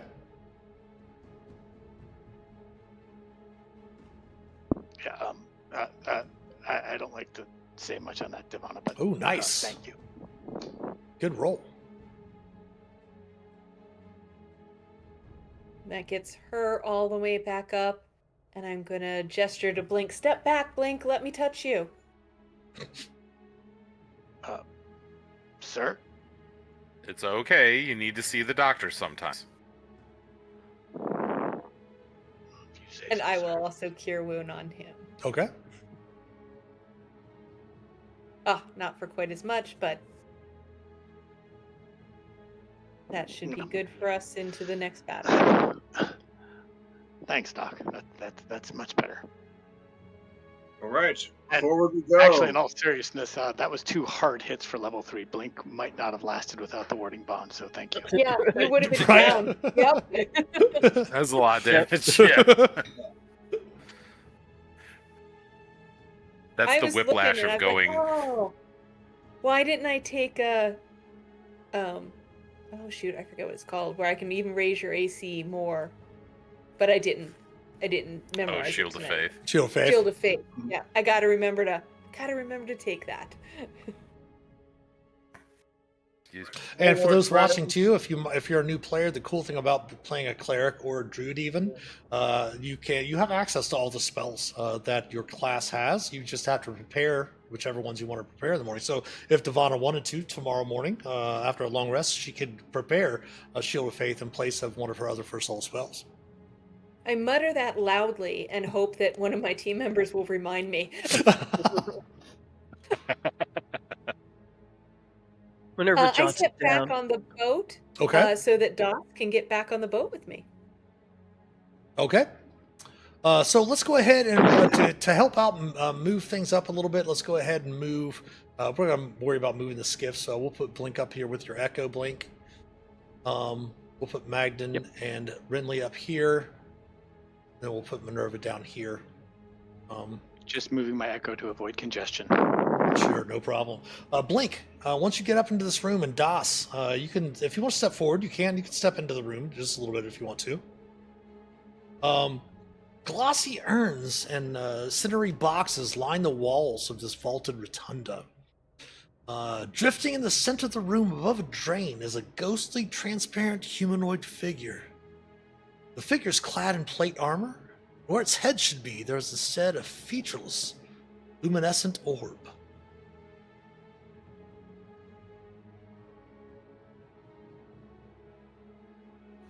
Well, that's a new one. As you step into the room, Das, you see the form kind of turn to you. Please, do you know who I am? No. Who's talking up there? Who are you? I do not know. I was hoping that you could tell me. How did you forget who you are? I do not know. I'm not aware of how I came to be here, in this location. Where are we? Well, you are dead, most likely. And We're under Neverwinter. you see the creature kind of pauses for a moment. Please, can you help me discover who I am? Thanks, Argon. Have a great night. Thank you for the lurk. I appreciate it very much.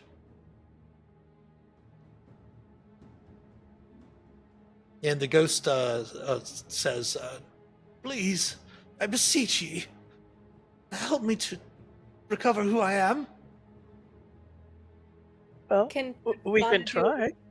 an insight check or a history check to see if she recognizes this person? You certainly can. Is insight okay? Yeah, it's fine. Perfect. The creature does not seem to be trying to deceive you in any way. But do I recognize it? You don't, especially not being from this region. You're not really sure exactly. The figure does appear to be feminine in appearance, beneath the armor, like the shape of the armor, the plate armor that they're wearing, the ghostly arms and such like that you can see and such. But again, the head is almost, instead of a head, it does have this luminescent orb, almost as if the creature, the way that it's formed, cannot remember who it is or what its identity is. And perhaps maybe that's why the featureless orb is there instead of any sort of face or anything of that nature.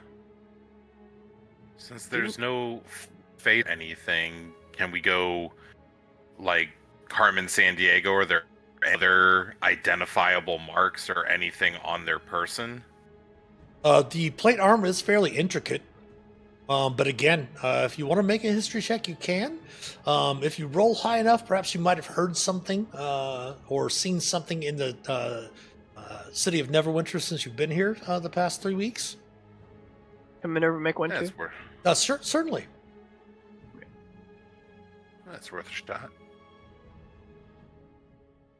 Nothing. I mean, it might be something if you were from this area that perhaps you might have had an idea, but not being from this region of this place called Neverwinter and Faerun of Toril, you're not really sure of what the markings might mean, but you do note that there are passageways leading to the northwest, the southeast, and of course to the west in the southwest part of the room.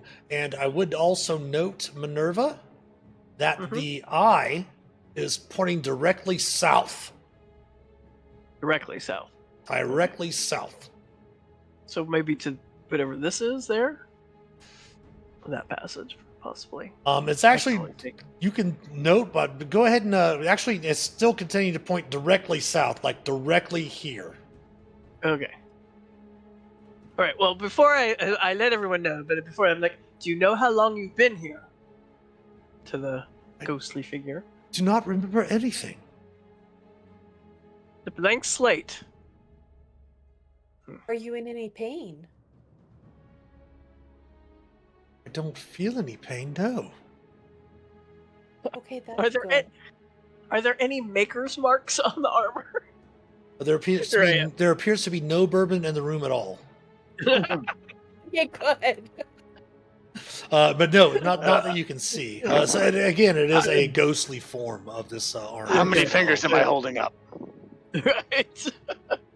Okay, no reason to leave. Okay, well, we'll definitely look for clues about your plight. I mean, there's nothing else in this room. Okay. You can go ahead and give me investigation checks if you want to search the room itself. Yeah, just to kind of see if there's anything that gives away how this person died.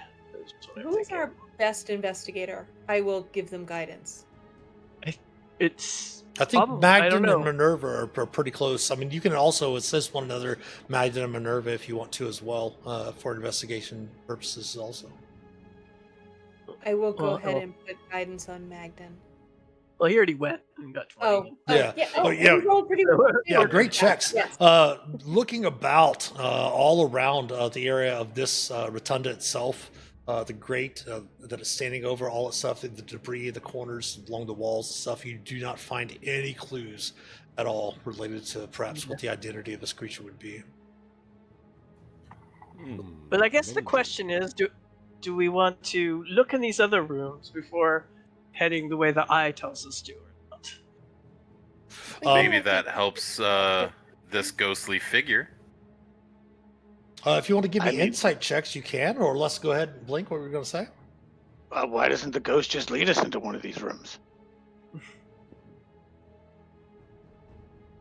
Fair point. Ghostly madam, are you chained to this spot somehow? Are you able to float about, follow us a little bit? If you wish, if you believe that you can tell me who I am. I think that would work best as opposed to, I mean, you've been here alone for quite some time. Wouldn't you like company?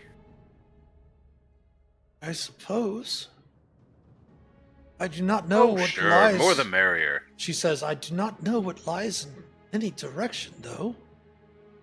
And everyone give me an insight. Okay, Devana, with that insight check, if you're able to restore this ghost's memory of who they are, they might have information if Devlin had actually been through this area. Or Delvin, I should say, had been through this area or anything of that nature. I think we want to help her. So Devana will poke over here and see what she can see up this way. Okay. You do note that it does seem to be some sort of. You can see the stairs leading up into that chamber, and you do note that there does seem to be a small set of stairs that seems to lead perhaps maybe up to an altar or some sort of dais. Does Devana think she could squeeze through there? Looks like there's some blockage. You definitely could probably move through there. However, that noise does mean we have an ad break coming up here. So before we move anymore, let's go ahead and take another break here. We'll have the players come back at 36 after the hour, and we will continue on with their exploration. So everyone, please stick around. We'll be back after the ad break. We'll see you then.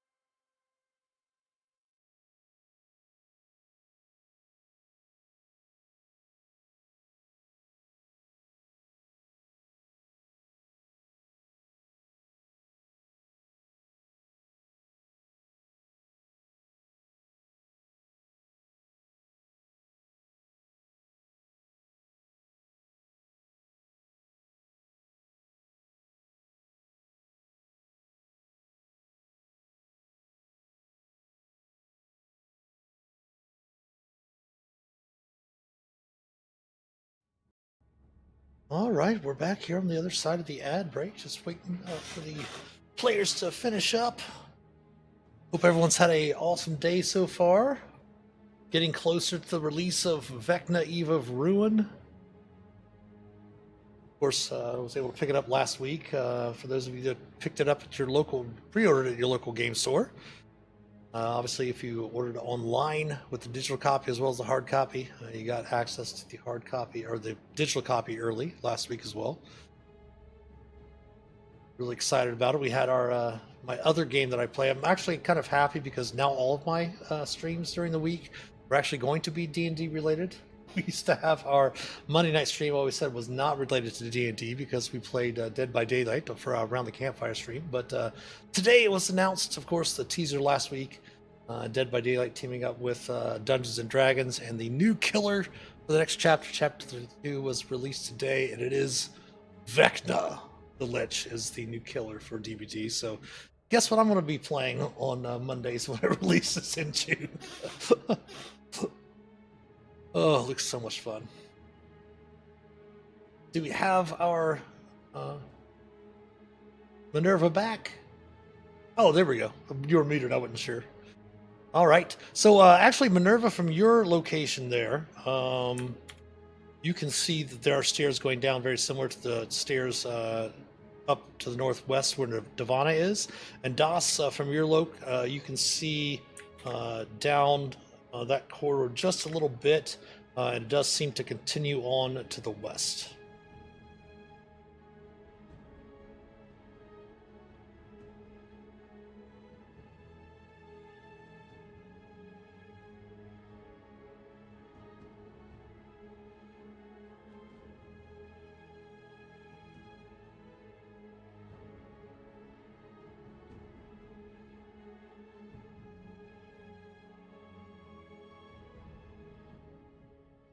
As you actually step in there, Devon, you can actually see that it's a tomb. The smell of old parchment fills the tomb. You see bookshelves carrying various tomes and scholarly implements stand against the walls. At the center is a stone gold painted sarcophagus, sides of which bear a beautiful relief carving of two humanoid women exploring a forest together.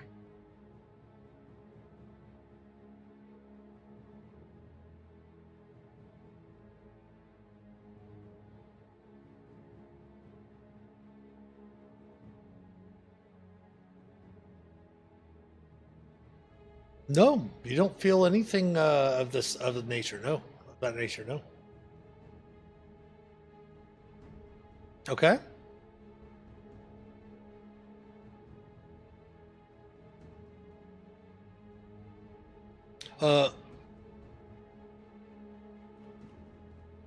You can if you wish.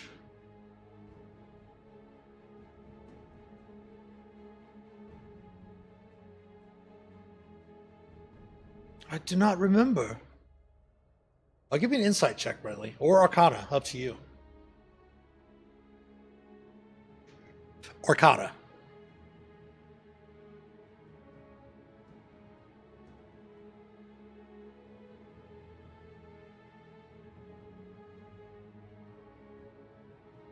She gets to the stairs right here and doesn't seem to be able to enter the come to the entrance of the stairs there as they start to go up, and she doesn't seem to be able to pass that area.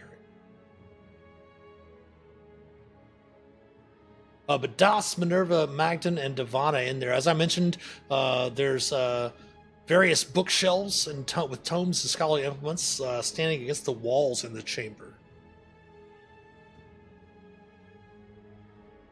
Okay. And of course, there are relief engravings on the sarcophagus itself.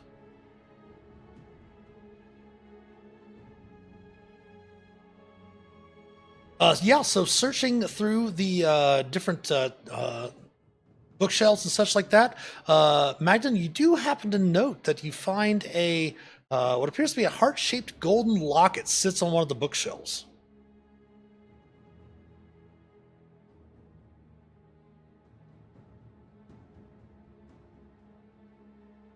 It just appears to be a golden locket shaped like a heart. Players are muted again. My goodness, why is that happening? 1 second here. That should not be happening. Give me 1 moment. Yeah. Thank you very much, Mictos. Let me double check something here. Should not be happening. Everything should be activating. Go back. That's weird. We'll have to double check again. All right. Thank you very much for that. I appreciate it very much.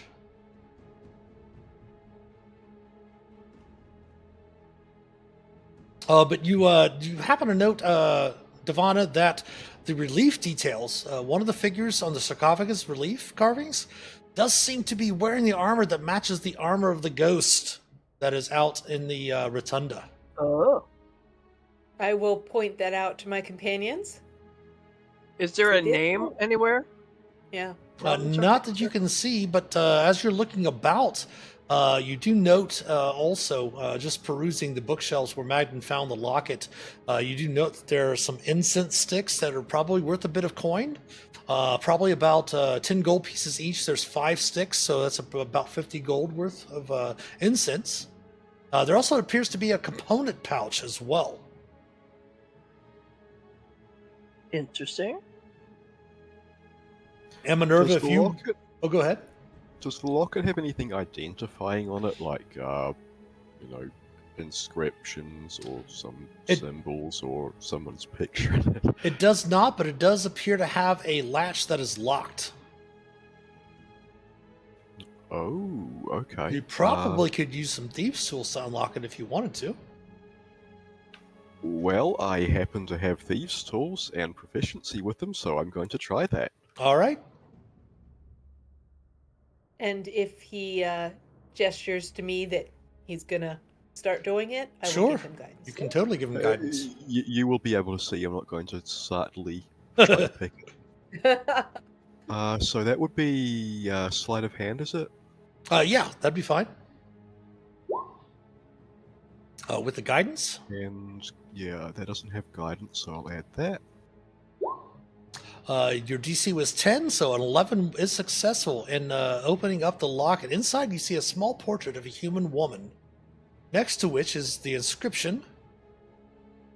Put that in your chat for you. Twitch chat.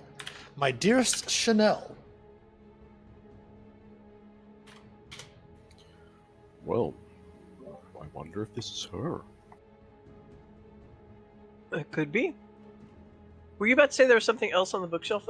No, I was going to say, if you wanted to do an investigation check yourself, you could do so. Yeah, I'll do that.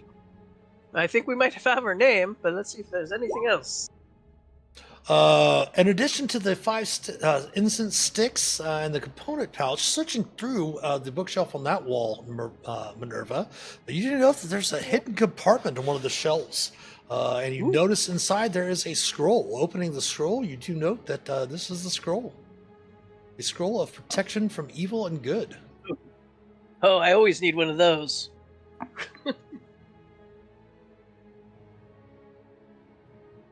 Great. Excellent. My 5th perfume I will name after you, says Briar. Nice. And Panda Rage laughed out loud at Blink's new background. Yeah, that's hilarious. That is a good background. Great.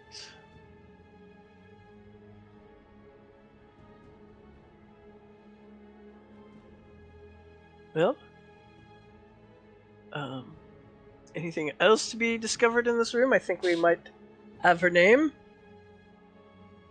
It doesn't appear to be. Of course, there is the sarcophagus, but obviously, Devana, you do obviously sense that opening the sarcophagus probably would not be cool. From as you asked about your religious ping from earlier. Right. Should I say, well, we probably shouldn't disturb the body. Well, do we want to try the name? Yeah. You do note that at a better looking at the relief carvings, not only did you see the figure did appear to be a human woman clad in the armor that was dressed, the ghost in the rotunda was dressed in, but you also see what appears to be a female elven mage seems to be with her exploring the forest. Okay, so there's a mage and a knight, and we think that the ghost is a knight because it's wearing armor, correct? Mm-hmm. Right. Well, shall we? Let's Giovanna, you go seem. back down and see if the ghost recognizes anything that we have here. Maybe the locket will jog some memories for her. Mhm. Yeah, I'm going to show her the open locket and see if it, rings any bells. You see the luminescent orb kind of turn in your direction. Kind of tilts the orb to the side a bit. Chanel, it says. I'm unsure of that, but it does have a sense of familiarity to it.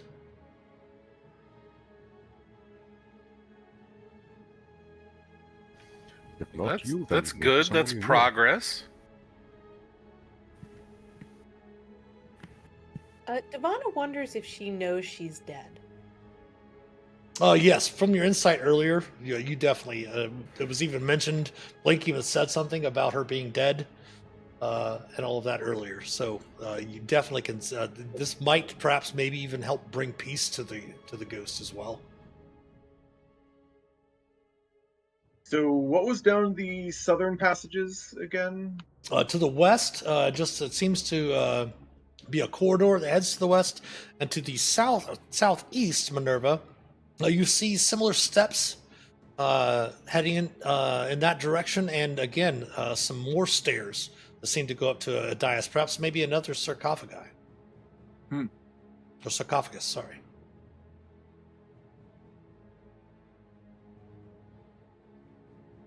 Entering into that room, Minerva, stone gold painted sarcophagus rests in the center of this tomb. The sides of the sarcophagus bear a relief depicting two women gazing lovingly over a field and a city. The lid has a faintly distinguishable family crest carved into it. Old weapons and decorated armor and weapons line the walls of this room.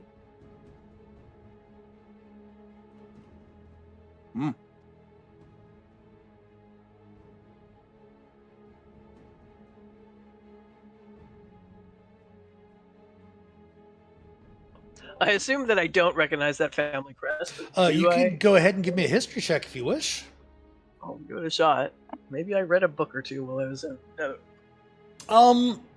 It is actually a fairly recognizable symbol throughout Neverwinter and the Sword Coast. Since you made the DC by 5 and you're not from this region, you definitely have a sense of memory of this being a crest of what's known as the Hallwinter family. Lineage produced renowned knights throughout the Sword Coast. Oh, I think I heard a tale from one of my companions one evening about this family. The Hallwinters.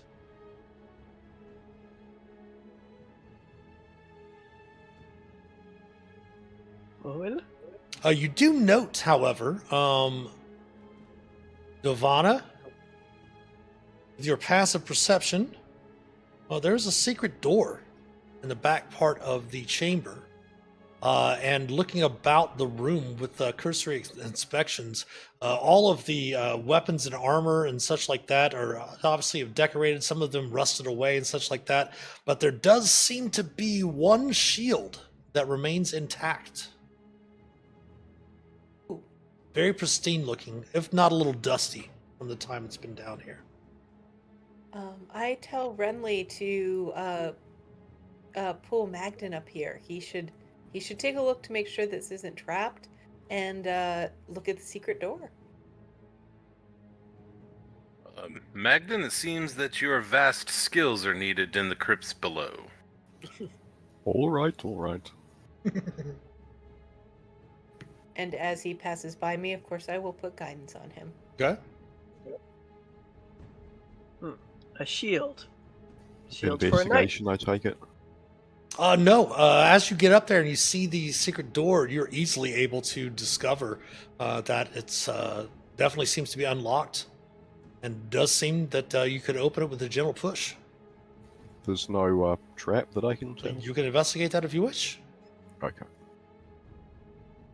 That And I does not presume appear to be guidance trapped. is still Of on course, this. So yeah. 10 and DC 10. You did not discover any traps on the secret door. so I will carefully open the door. Okay. Should be able to click on it and open it. And you see a passage heading off to the east. Minerva, where you're standing now, the desiccated eye that you have in the jar is has its gaze pointing to the southwest yet again. Yeah, I'm thinking that way. And I'm like, I'm going, a shields for knights, right? I've seen knights with shields. Maybe we should give Well, the and if you shield. recognize the name, maybe we now have a first and name. Yes, we should try it with the shield and the locket. Okay, so do you want to imagine you want to leave that door open, or do you want to put it back closed before heading back out into the rotunda, or do you want to head down there yourself, sneaking about? We might as well try to cover some ground. I'll head down there while they're handling the other side of things. Okay, give me a stealth check if you would. Splitting the party is always a good idea. Exactly. Oh, Hey, I'm just wait, asking. wait. I'm just asking. Wait, before he goes, Uh-huh. I'm going to psychically connect it with him, with my whatever it's called, my telepathic speech. Okay. So bonus action, choose a creature with I can see, and now we can speak telepathically to each other while we're within a number of miles equal to my charisma. So yeah. So Okay. you could, if you get into trouble, just let me know, and we'll come running. Right. Okay. So Das and Devana is going to head with Magden, and then Minerva is going to take the shield back Oh. out with the name. I cannot. I would know I can't get that far away from Blink. and Okay. Keep my bond. All right, Yep. fair enough. So I would head back towards Blink. So Das, go ahead and give me a stealth check as well, please. Okay, sure. I mean, you don't know I'm not being stealthy. Yeah, exactly. This is born China. This is All right. born China. So that's an awesome group stealth check. I kid. But go ahead and stop for right there. Actually, go ahead before we come back over to Devana, Minerva, Brinley, and Blink. Go ahead, Magden and Das. If you want to continue down, you can. All right, I'll just go a few more steps to about there and see if I trip on anything. You do note as you get into that area there that it does seem to be some sort of forked tunnel. It does split 3 different ways north, and you do note that that is where the tight crawl space that you discovered in the entry would come out over there. There's also the west, the door that you came from, and then there's south. Does seem to be a foul stench coming from the south. So Magden pegs his nose and Oh, tracking to the south. like nasty sewage. All right, so let's go ahead and Right. stop you guys there, and we'll come back over to the other group, Mhm. back in the rotunda.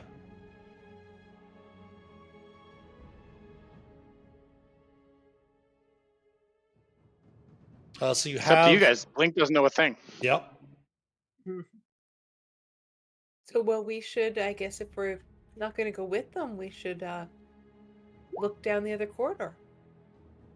Or shut the door behind them so they can't get back to us. Blink. But They're you do helping have the name and the locket. You do have the first name. You have the last name from the knight's burial chamber, and you do have the shield. So yeah, I'll hold up the shield and like, does the name Chanel Hallwinter make you recall any information to you? As you speak the name to the ghost, you see the featureless orb of light that is in place of the ghost's head coalesces into the face of a middle-aged human woman with braided hair. And you see her eyes blink. And she looks about and says, "Yes, that is who I am. Thank you, strangers. Is there anything I can do to repay you? Ah, I see you have my shield. Can I give Be it to her? wary, it bears a curse.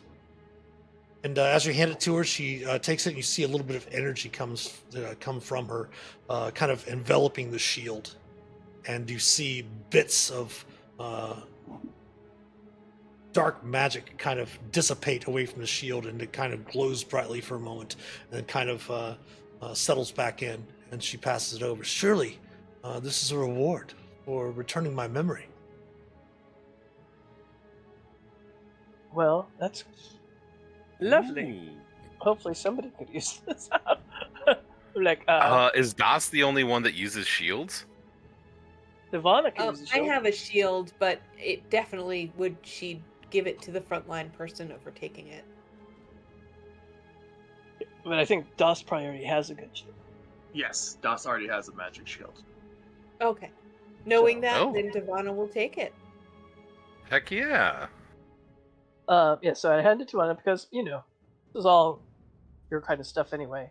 I ask the ghosts, because we were following, if they've seen any, have you seen any cultists down here?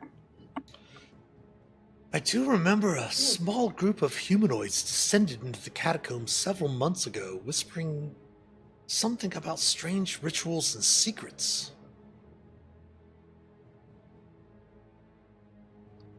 Were the humanoids small, or was it a small group? Small group of various sized humanoids? And they didn't come out, they just came in? Or they're coming and going? I do recall a man fleeing through the rotunda from deeper within the catacombs, and she describes it, and definitely the description is that of Delvin. Elvin. Was pursued by an individual in a hooded gray robe. Well, that's what he was wearing, right? He was wearing. Yes, Delvin was wearing a tattered gray robe, yes. Oh, and did they come from this way? And she points over here. She nods, says, yes, but be wary. Crypt to the south of the rotunda is desecrated. Swarms with zombies. I believe the altar is the key, she says, and she looks towards Devana. The altar is the key? Yes. Sarah doesn't have a clue, but what would Devana think? When Chanel says something about the altar is the key, probably means something along the lines of perhaps maybe putting the zombies in some, stopping the zombies, or causing them to be inert or something like that, has something to do with the altar. So destroy the altar, or pour holy water on the altar, or something like that. Perhaps. Obviously, they're probably not destroying it, since the area was desecrated. Yeah. Hey, I wonder. we're new to this area. What kind? I mean, altar to who? What? To Ogba, she says. Who? Ogba. Who is it? Ogma. Okay. Go ahead. Is Ogma a deity in Alexandria? It's called something else. It's is Ogma the same as Iron?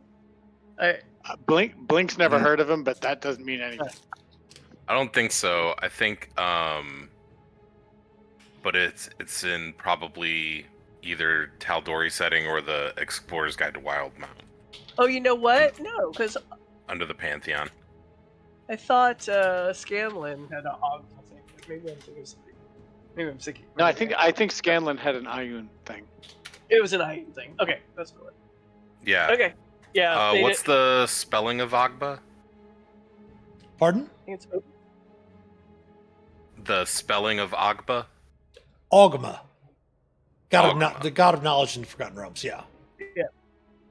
Yeah, I don't think it's in. Well, no. Unless we.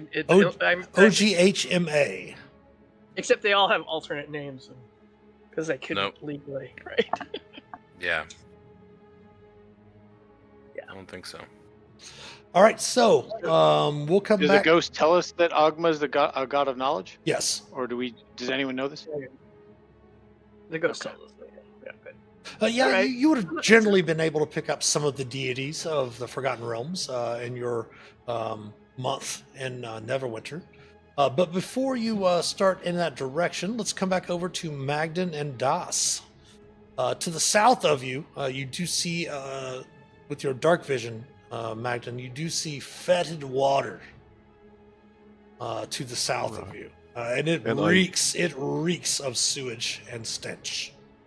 And I have no intention of going into it, but I'll creep up to the edge and try to peer as far as I can to see if there's anything we can see here. Foul stench rises from the murky sewage that fills most of this large chamber. You do note that there are things, muck, gross, burbling things floating in the water all around. I think it's time to go back.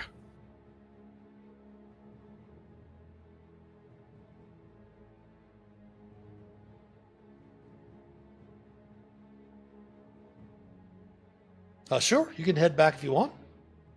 Yep, we'll get out of here. There's not... it's not worth going through that. Yeah, you can go ahead and If put you yourselves back with the group, yeah?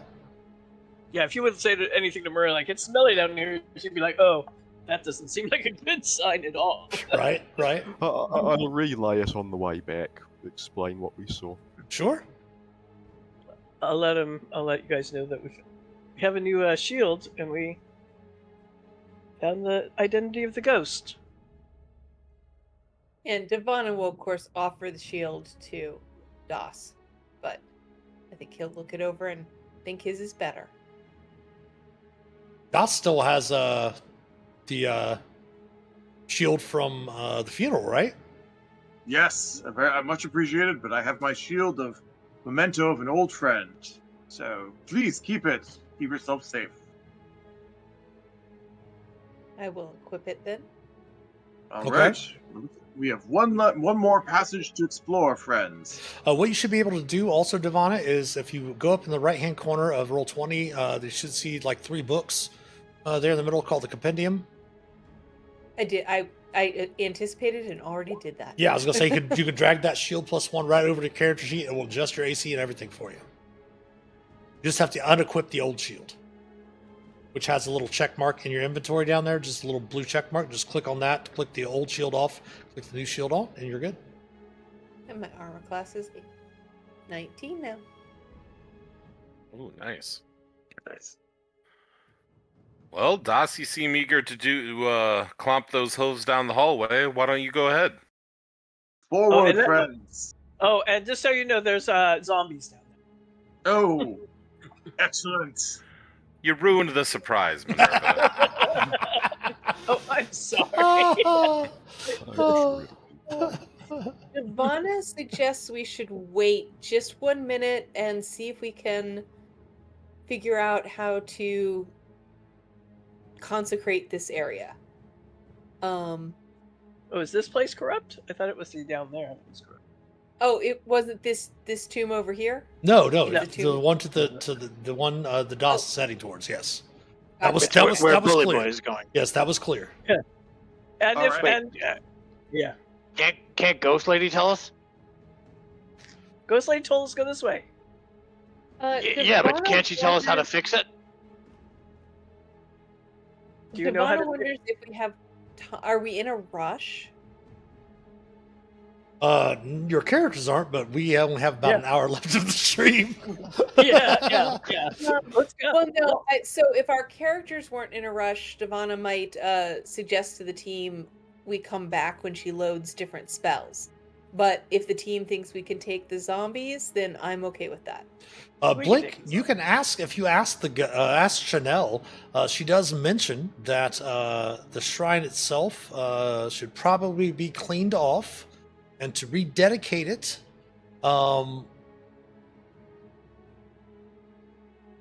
A person should be able to touch, mechanically, a person could touch the shrine and expend a spell slot of first level or higher.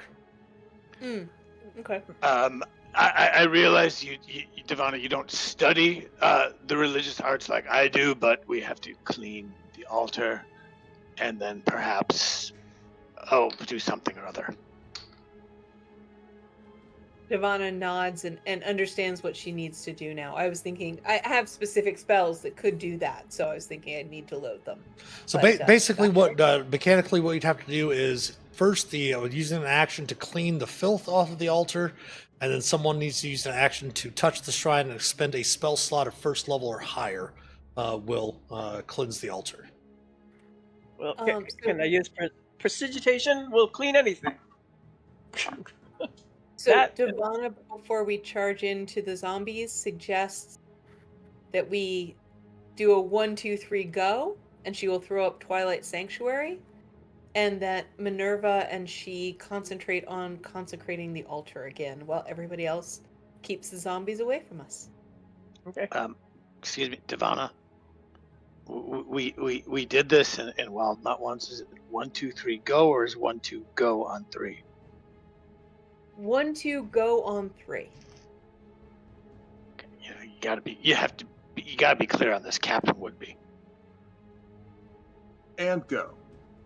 As soon as Captain says go, I will light up my Twilight Sanctuary. Go ahead, And- everyone. Follow the bull. Go ahead and line yourselves up in the hallway here behind DOS, if you would, and then we'll have everybody be ready to go, and we will roll initiative.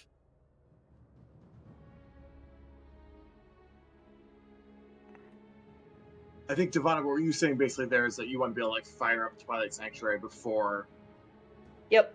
we actually charge in. It lasts for a minute, so I'd like to light it up before it's one of my initiative actions. Sure. Yeah, let's do it. Actually, we have Blink stacked there. Got Blink and Minerva stacked on each other. Oh, sorry. You're small. I didn't see you.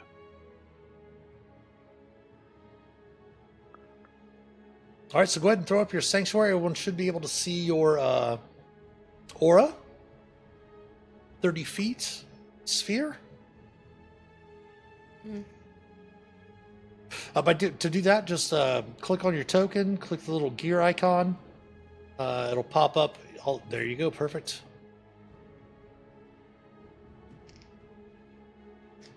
And then at the end of your turn, everyone will take 6 temporary hit points at the end of your turn. So everyone go ahead and put 6 temporary hit points on. You should, if you click on your token, again, click on the edit, you should be able to put 6/6 in your red circle, your red bar, and everyone should be able to see everyone's temporary hit points as well. I'm sorry, Devana. Is Warding Bond over by now, or is it still up? Mitch, has it been an hour? It has not been an hour. Okay, then it is Okay. still up. All right, thank you.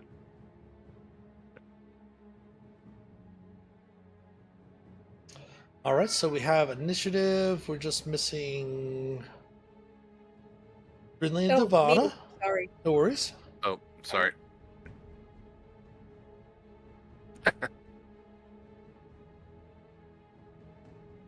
All right. 1, 2, go. First act is Devana.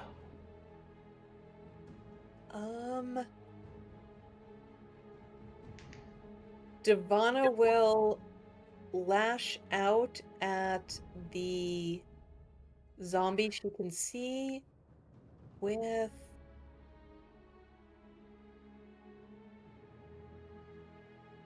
I'm gonna go ahead and spend my free dissonant whispers. Okay.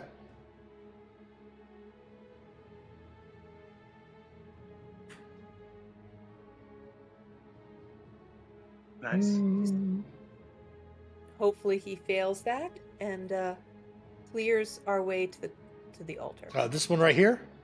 Yeah, that's the only. Yeah, that's All the only right. one. I know there are more in there, but that's the one I can see. Wisdom saving throw. It will fail. And it moves back over here. And takes 10 psychic 10 psychic 10 psychic damage, yes. Excellent. And I will go ahead and squeeze past DOS So and that'll go, be, oh my goodness. that'll be 15 to there. I'll go, oh my goodness. And I will just 15, 20. I'll go ahead and 25 just to get out of everybody else's way and not give that guy attack of opportunity. All right, Minerva. And Oh, go ahead. do I see the altar? Do I The see altar's right crypt? here. Oh, okay, gotcha. I'll give you a description of the room as well. Was once a serene crypt, now lies in ruin. 2 chipped stone pillars brace the vaulted ceiling. Tombs are cracked open and reanimated corpses prowl the room. At the center of the room's back wall is a dirtied and desecrated shrine bearing the image of a blank scroll, being described to you by Chanel as the holy symbol of Ogma.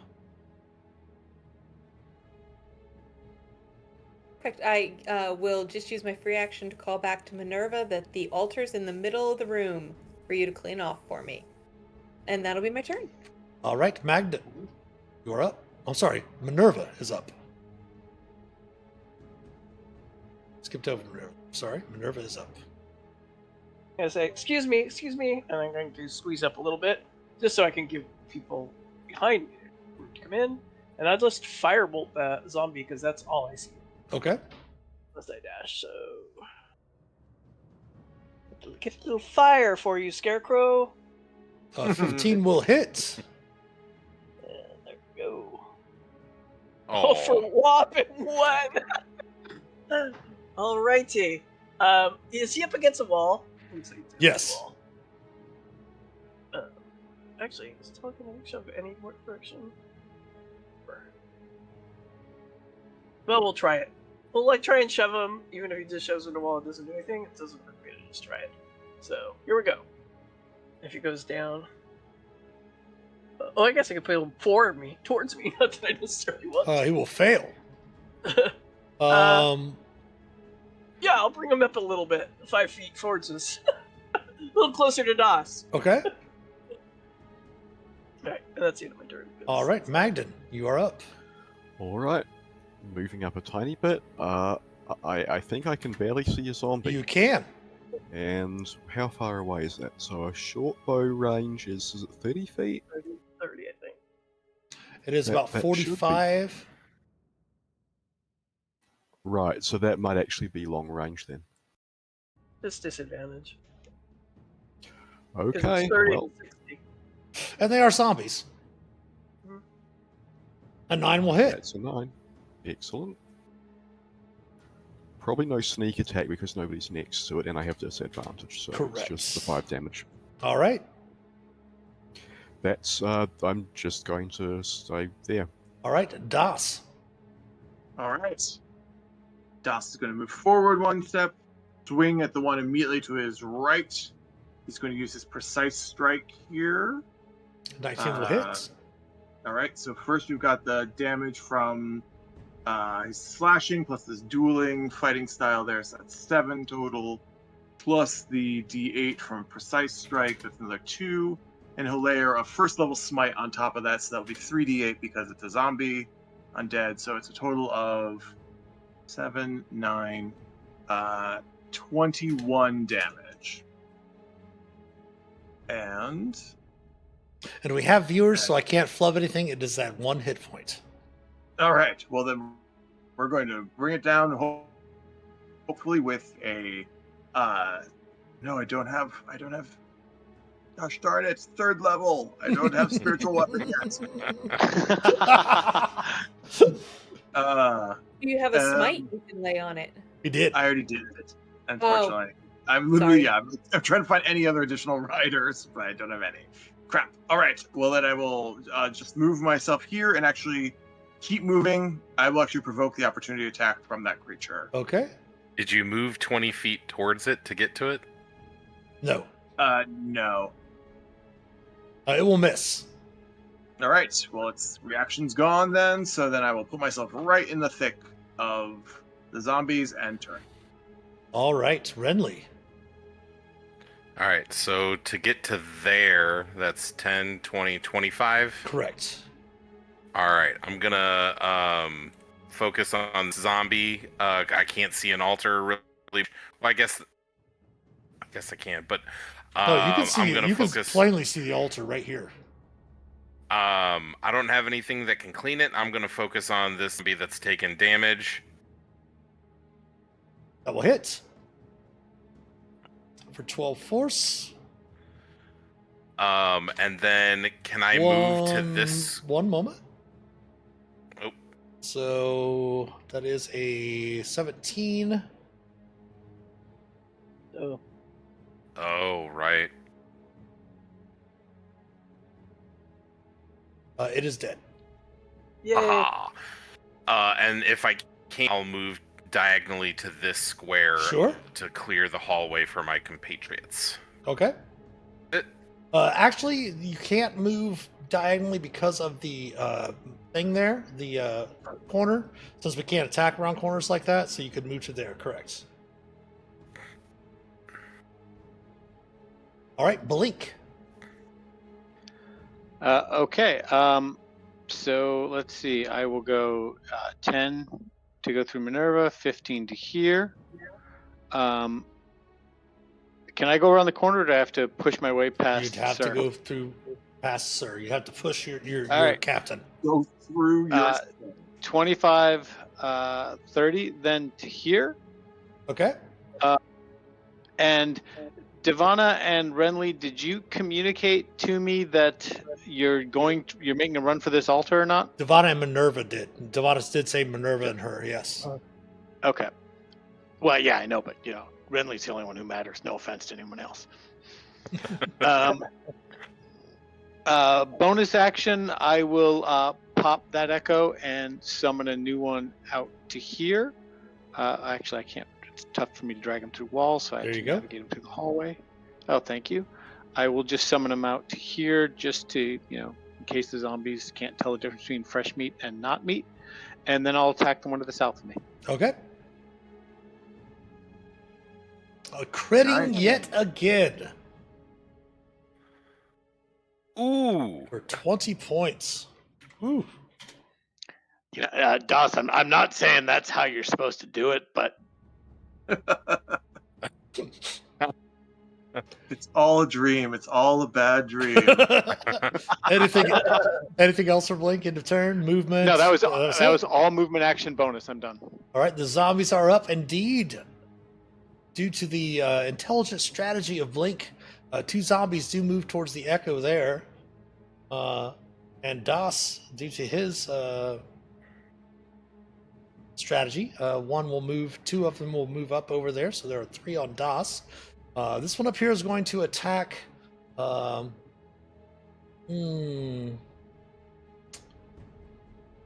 Don't forget, everyone, you do have your 6 temporary hit points. And Devana, did you go ahead and roll again at the end of your turn? Go ahead and do that again real quick for me.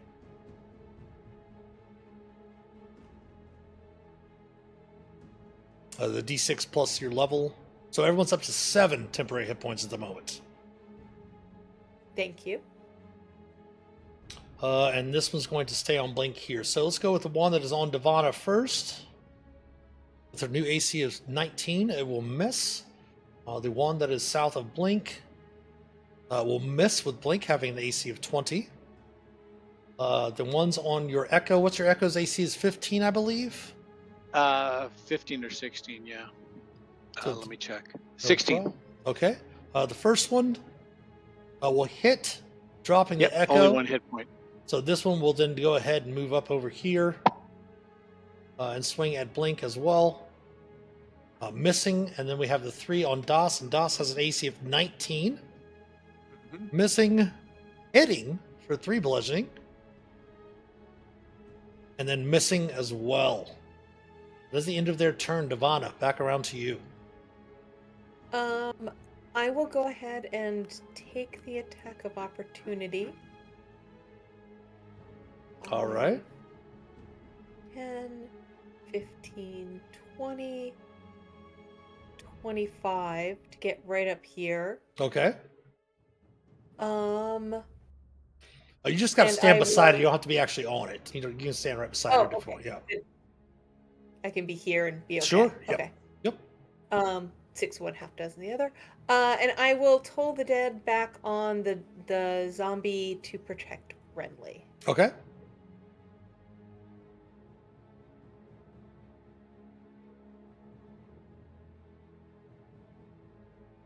It will fail. So it took 7 plus 5 is 12. It stands with 1 hit point. Oh, it stands with 1 hit point. Dang it. But it still Dang used it. its reaction, That right? was a good Yes. Constitution saving throw. It Yeah. did use its reaction, yes. That Okay. does bring us around to Minerva. Okay, 5, 10, 20, 25. That's where it is. Can you prestidigitation 30. from a distance? I was gonna say, That's what I want. if you want to, once you move to right here, Minerva, if you want to change your movement, you can, instead of moving down by the zombie. Oh, yeah. That's what I wanted to see is if, So yeah, so 5, 10, 15, 20, 25, 30 would be right where you're at now. okay. Well, I'm trying to see if prestidigitation. Where'd my characters go? It costs 10 feet, Oh, there I it is. think. Yeah, 10. It's double movement moving through your companions, at least until this fall. I'm Mitkos trying in to see chat says the pain of them being at 1 hit point. Okay, so I have to get closer for prestidigitation. So let's see, who will I get? I'm feeling like I should do something bigger since I want to use an action on something. You could use the dash action if you wish. I know, but then I still can't use prestidigitation. So True. You take the Sorry. dodge action if you wish. No, I'm gonna attack. I was just giving you options. Just giving you options. What is one of my? I think Dissonant Whispers is a psionic spell. Yeah, I'm going to go ahead and twin Dissonant Whispers, and I'm going to do this one, and well, this one can't run anymore. And I could just run that way. Yeah, I gotta do this one and this one. Okay. So twinning. So first one. 1. So DC is 13 wisdom save. So let's do the one by blink first. Yeah. That's an attack, so I can do the second. He will fail. Blink, you may take an attack of opportunity. That's the big thing. And how much damage was it as well? Here. That's what I'm just doing. Excellent. We'll call that one the 11. Okay, 1 second. Let's finish this one first. So that will hit Blink. Go ahead, roll your damage. 11 plus 5 is a DC con save of 16. That one is dead. And then second one. 12 damage. Make its wisdom save. It will fail, taking the 12 damage. Das, you may take an attack of opportunity if you wish. Yes. That will hit for 10 10. damage. It will attempt a saving throw, con save. 15. It will die as well. Right. Anything else from Minerva? No. Oh, I can tentacle shove something. No, I'll just do that. That's good. All right, Magden, you're up. Alright, cunning action dash. 20, that will be 30, 35, 40. And the one north of Renly is still there, isn't it? Correct. Did that use its reaction? It already used its reaction. Okay, so I'll just go past because shooting with a short bow at point blank doesn't work that well. And I'll use the extra 5 feet to go back to the wall there. Let's clear out the area next to Renly first, so I'll attack that one. Okay. That will hit. And I'm sneak. not going to roll for sneak attack. Or actually, maybe I should do increase the DC. 20. So it needs Yep. to make a DC 25 con save, which it cannot make. It is dead as well. Okay, that's everything behind us, just it's what's in front of us. All right, Das, up to you. All right. Swing at this one directly to my left, in front of The ulcer. Ivana. Okay. Let's do. No, I'm not gonna do precise strike. You know, that was. Of course, I didn't do precise strike. That will miss by 1. The zombies have an AC of 8. Good God. Okay. Turn. All right, That's all I can do. Ridley. That's the W. Yeah, no kidding. I'll say thank you, Magden. That's so wonderful of you. But I feel like we're a little too lonely on the battlefield.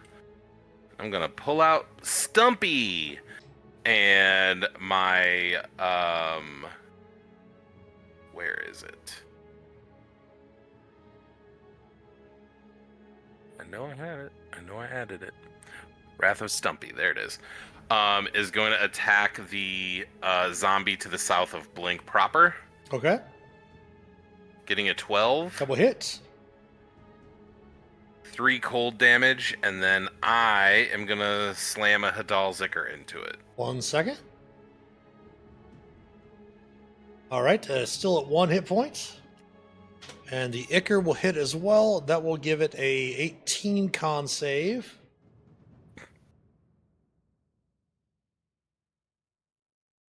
It's still at 1. Oh.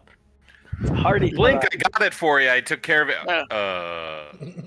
It was a good shot, sir. It almost had me. Any movement for Ridley? Yeah, I'm going to join Magden up against the back wall and look over and throw him a wink. All right. Blink, before you go, it is time for another ad break. So we're going to take a small little break here. We'll have the players come back at 35 after the hour. So we will see everyone on the other side of the ad break. So please stick around. We'll be back shortly.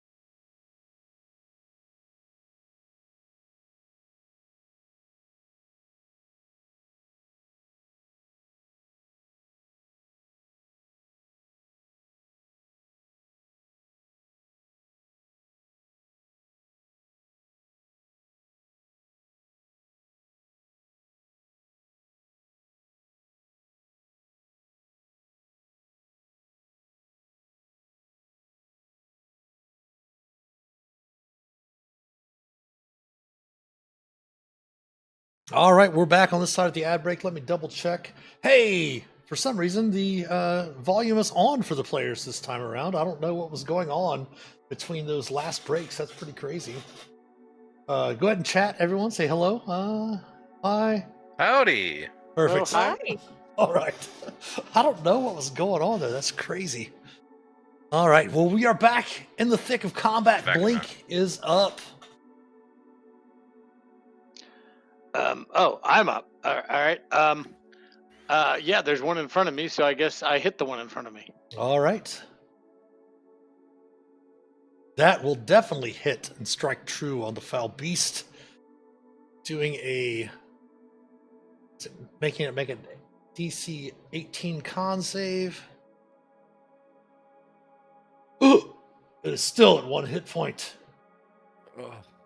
All right. I'll summon another echo down here just to make this thing maybe not be able to get to Divana. Okay. I'm done. These zombies are up. This zombie is going to move forward to there. These zombies are going to let me make an intelligence check for this zombie right here. Oops. It is going to attack your echo, Blink. So we'll have that attack first. It will kill the echo, which is perfect because it served its purpose. I'll just keep dragging him off this side. if you Sure, don't that's mind, 'cause I'm just totally gonna fine. Bring him back out. Yeah, that is totally fine. The one on Das will miss, and then there are 2 on Blink this time. The one at 1 hit point will miss, and the one beside it will miss as well. Top of the round, Divana. Don't forget at the end of your turn 2 to please roll that extra die 6 again with your level. But Divana is up. You're right beside the altar. We have to Yes, clean it I first. do need to wait for. Do I need to wait for it to be clean to spend my spell slot? Would I know that? Or Yes, does you the already do order know matter? that. You could clean it yourself, and then you could have Minerva expend the spell slot, or anybody else that happens to have a spell slot. If Renly was able to get over there, he could expend the spell slot as well. Or you can hold your action until I clean it, and then Yeah, you could Oh, ready. that's Yeah, you what- could ready your action to do that if you want to. Sure. Yeah, course. that's what I'll do. I'll look at Minerva and do the you got it Yeah. with the and then I will hold my action to spend my spell slot. So you and start clean. gathering the magical energy, readying your action to once Minerva cleans it to expend the spell slot. Excellent, Minerva. Mitch, just a quick jump in here. Sure. Is the battle screen showing on the Oh, Twitch? there we go, and it's still Oh, working. Okay, so good call. everybody's still chatting. That's good. I don't know what was going on with that. That's crazy. All right, so Minerva is up. Minerva can step over there. yep. So I can use precipitation, right? You sure can. Yep. I That will does clean. that cleans clean it it. off, and then ready to action for Divana goes off, spinning the spell slot, and all the zombies fall to the ground. And Das, you can go ahead and take back up to 6 temporary hit points. Ooh. And anybody else, if you have less than 6, take to 6. Taking you out of combat. Sorry, it took me so long to get over there. It's kind of slow moving. Across You the- did use Room one. full of zombies. You did use one first level spell that wasted 2 zombies by having them run from your companions. Yep. Yep. Mm-hmm.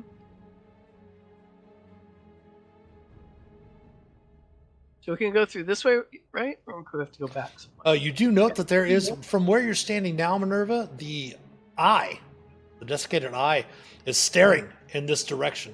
Actually, more like actually in this direction. Okay. Is there anything in this room to look at, or we're You can just, look around if you wish. Always like to look around. I'm looking for artifacts. That's what I do. Look at us. Magden Magden and I. Yeah, Magden and Minerva looking around. You note that most of the tombs, there was a number of tombs and different sarcophagi in here. They've all been destroyed, and anything that might have been of value has definitely been looted since then. Divana, if you want to wait for a few moments, go ahead and give me 4 more rolls.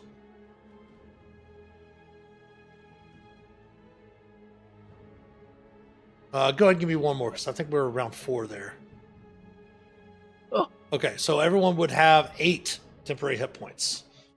Again, I have everyone's temporary hit points to be able to be seen on your token. You can put them on your sheet, which is fine, but you do need to adjust your token to where it actually says 8/8 on your token. If you click on the gear icon, click on your token to click on the gear icon, and in the red bar, type in the /8 in the second box. Oh. That will actually bring it up for you for everyone to see them. There you go. There we go. So I'm not showing on mine, or I don't see it. That's weird. We can see it, yeah. Let me double check it for Okay. you. I'll double check. Oh, to I make can't. sure. I can't see that. As long as you guys can see, that's okay. Sometimes Roll20 does that, shows for everybody but you. That is true. That is true. But yes, there is a passageway down to the south, Doss. You looking through there, you do note that it heads to the east. All right. Minerva lady, this is where's the eye? What's the eye this way. command? It is directly pointing to the east now. Yep, Suspiciously that way. looking at Doss again. All right. I see something glowing up there. Yeah. Don't like Hey, the we looks didn't. of We're that. not even going quiet. Look at us not even going quiet. It's like, okay. What is We this just thing? bought a room full of zombies. It knows we're here. Yeah. What is this thing? What is this? Is anything emanating? As you get up there, Doss, into that room, you see that there is to the south a double door made of green tinged stone, seals off further progression into the catacombs. And then the eye begins to face to the south. Facing the double door is a large carving of a grinning skull. One eye socket bears a wide eyeball with a jeweled iris, while the other is an empty divot.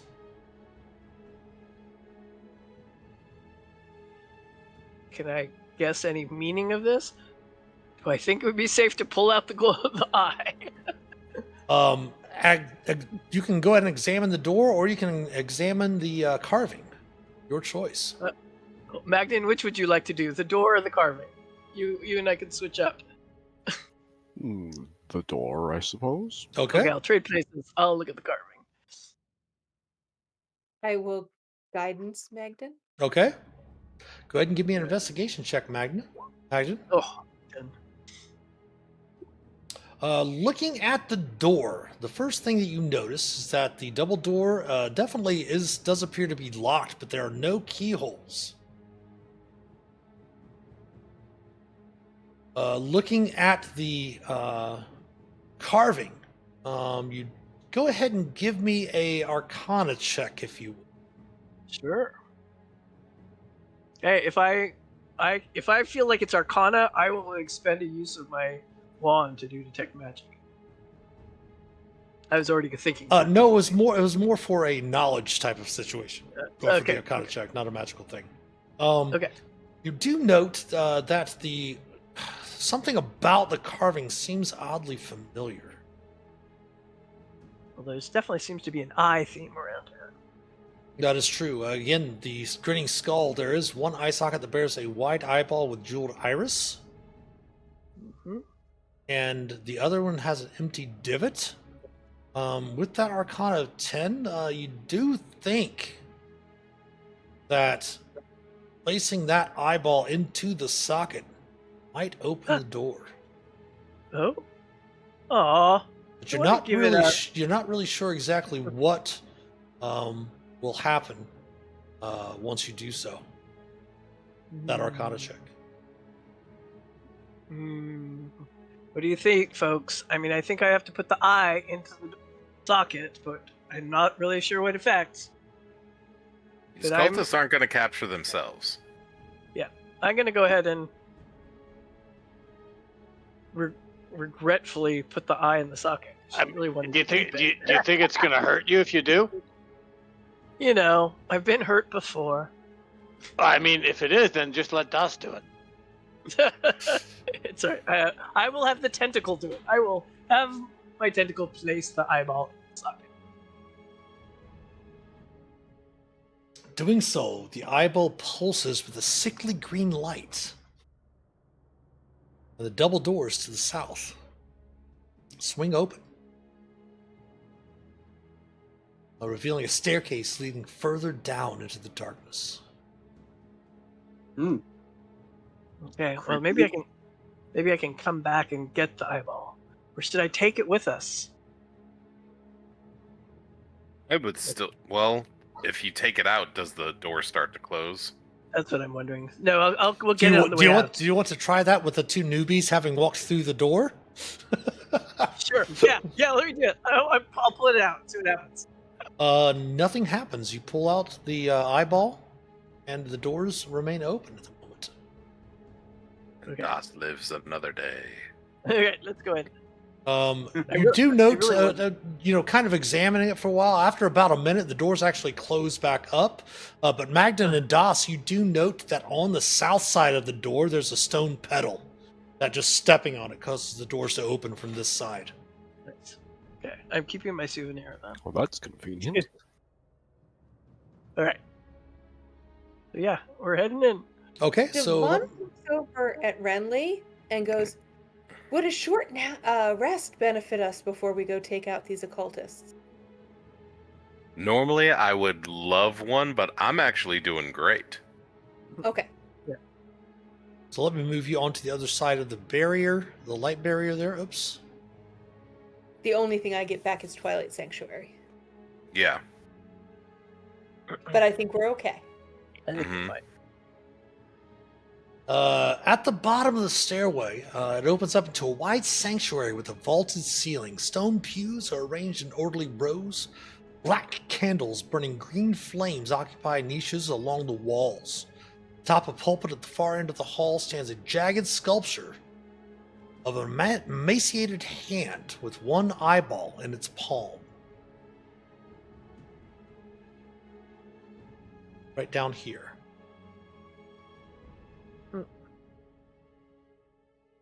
If anyone's skilled with religion, please feel free to give me a religion check. If not, go ahead and give me an untrained check. I think I actually have religion. Ooh, Magden. I'm not that kind of cleric. The I'll dust do it. should have religion, right? Yeah, Just because I Das does have pretend. religion. I'm just my character sheet taking a moment to load again. Nice. I just have to say how odd I think it is that religion is int. Right. Magden and Das, you immediately recognize the sculpture as a symbol of a figure known as Vecna, a powerful lich and a god of secrets known and feared on many worlds. We've even heard of him where I'm from. I think what you mentioned, it Minerva might I might have Oh, heard something shit. odd about that. Yeah. But like she Right. didn't recognize the symbol. These cultists definitely seem to be worshipping this figure known as Vecna. Yeah, weird that Das would know it because I think Vecna does not really exist in his homeworld. But hey, maybe he's that's a multiversal traveling or something. He is definitely known throughout the multiverse. Yeah. Okay. And you Never note heard that of there is a path, a hallway going to the west and to the east. And the eye no longer looks in any direction. Actually, it's looking to Yeah. the north now, Minerva. It's actually looking to the north. But right, looking back to the door. Yep, where it exactly. belongs. Easily can determine that. Okay. So, do we have any always go left people here or what? Is the eyeball's not doing anything now? No, it just wants to go back to. It's looking to the north. The door. Yeah. It wants to go back into its So socket. that means we go back to the door, right? No, I think So- now we're on our own. Well, what if we take this Let's other eye? follow How about- Das. How about Das? if we listen? How about if we listen for any sounds? Oh, fine. Do we hear anything? I'm not very Go good ahead at and give me perception checks if you wish. I'm not good at perception. I know what. I do recall this is the most perceptive group I've ever ran for, right? No, Yep. I think Devana's the only one who has. Apparently not. But yeah, I only get more perceptive as we move on. You really don't hear anything. It's actually eerily silent. Hmm. Das, you seem to have something up your nose. Let's follow it. Yep. Sure. Maybe he has a better sense of smell. I do have a very good It's not sense a of ring, is it? direction. I just think this side is good. Oh wait, you do have that thing of Yes. minotaurs, right? Yes, the About knowing labyrinthine recall. Yeah. Yes. So I just think this side is good. Trust my instincts. As you enter into that room, you note the crooked shelves filled with books and scrolls stand against the walls. The center of the room is a square table covered in scribbled notes and ink-stained parchments. I'll start looking through things, reading things. As you're looking through, it's probably going to take you a little bit of time, maybe 7-10 minutes to kind of studying the notes and looking through, which you can totally do. Is there anything else anyone else would like to do while you're in the room?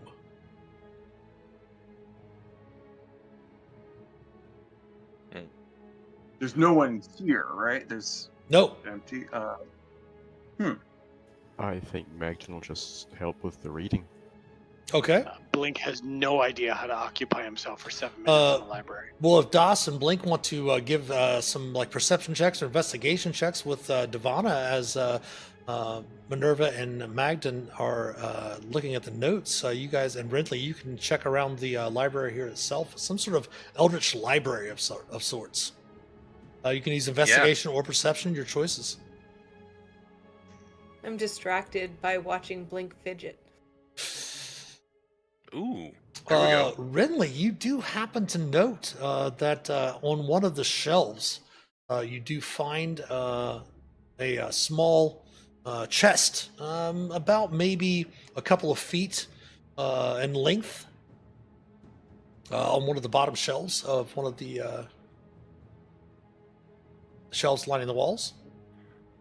I start to reach for it, and then I say, Blink, would you get that down for me, please? Oh, yes, sir. Of course, sir. Of course, sir.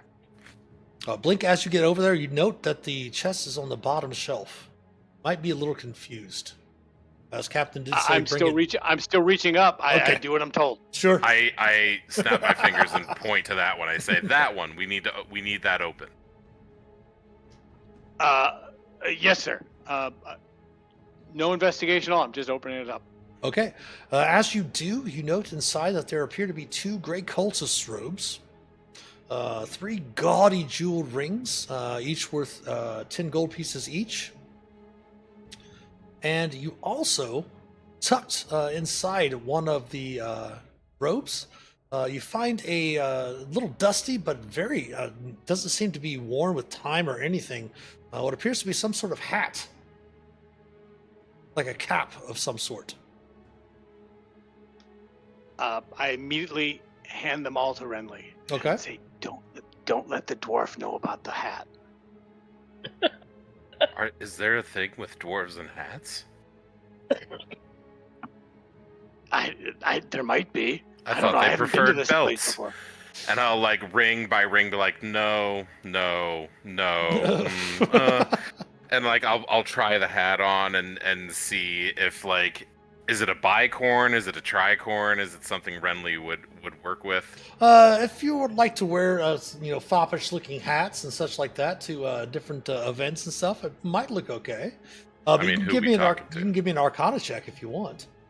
Sure. Ooh. It definitely might be magical. Interesting. A magic hat. Well found, Blink. Well done. I've always been good at looking for things, sir. I keep my eye open. All 4 of them. Yes. And I'll say it's like, I personally don't have a way to just identify the magic on a spell, or on an object, and I think some of us do. Maybe we'll tuck that away for another time, though, because clearly we have cultists and things to do. All right, and about this time, let me see the other checks. There was actually a Blink with your 12 investigation. There actually was a smaller box up on the shelf on a shelf very close nearby. Sir told me to look on the bottom shelf, so I left it there. Fair enough. If I see it, I'll point it out and say, we should probably open that one, too. Oh, this one up here? Yes. All right, pop it open. This Perhaps is or not. it's a fairly small ebony box, and it is locked.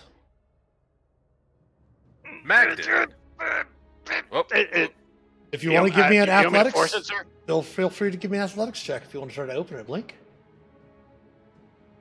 I look to Renly for advice. Should I force it or should something else happen? yeah, try and open it up if you can. I'll watch this. Spit in my hands to get a little bit of traction. It does not budge. Okay, Blink, take it easy. Don't pop a blood vessel. Magden, are you able to open this chest, please? Oh, I can give it a try. So Magden brings out his thieves' tools again. Okay. Renly is also proficient in thieves' tools. Can I give the help action? If you want, you could attempt to. It doesn't seem we need it. Yeah, with the lock, but however, with the lock being so small, it's really difficult to give aid in that situation. But Sure. Magden, you're able to do it. But as you unlock the box, this black smoke begins to roll out of it. Please give me a Constitution saving throw. And that's how Magden died.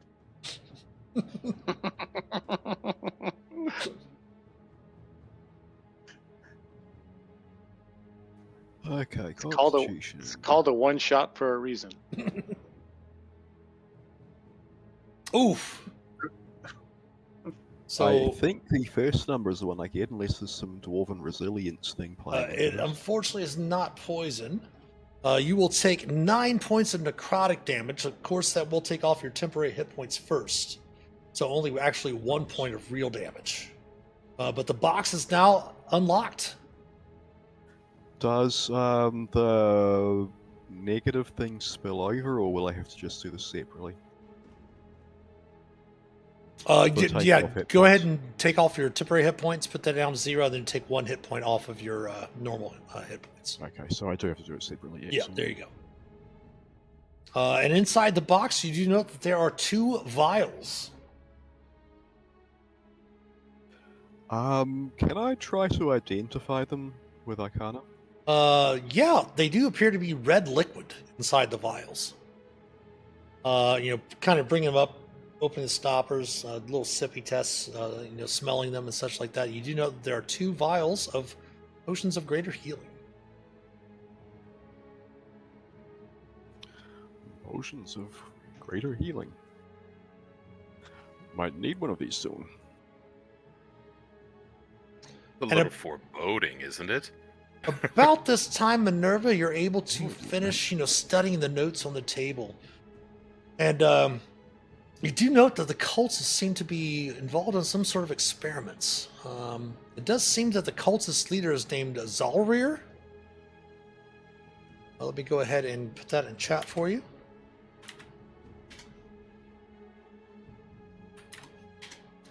Twitch chat as well. And they seem to be experimenting with ways to magically siphon secrets from an individual's soul. Early experiments seem to reduce volunteers to piles of necrotic sludge. But they think that they might have some sort of ritual that might help them. For what purposes they're running these experiments, you're not really sure. It doesn't really much say anything about that in the notes. But it does mention that the cultists here are but one sect of many that have infiltrated Neverwinter. And that the other sects have chosen different areas of the city's catacombs as their respective hideouts.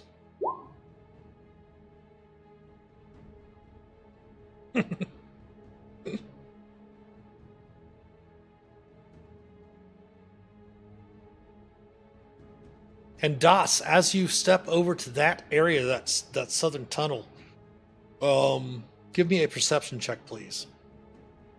I was talking on mute. Oh wow. Oh, go ahead then, Minerva. What were you saying? I was just saying, it's like, well, she understands reading people's minds, like, to find out information, because she does that. It's like a lot of effort to go through to find secrets. And she lets everyone know that there's more of these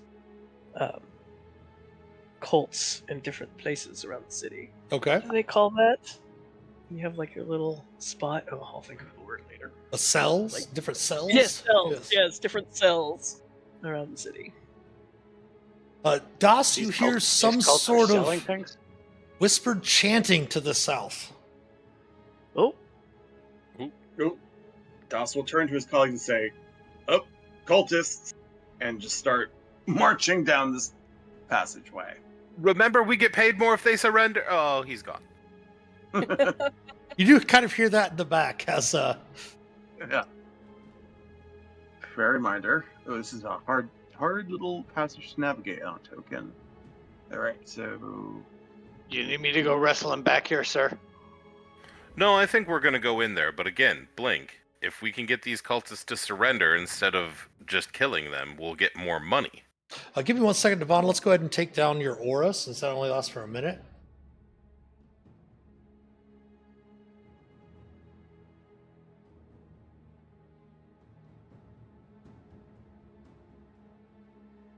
Excellent. All right, so to help navigate the corridor here, I'm going to bring everyone over into the room, and then let me go ahead and read some information to everyone.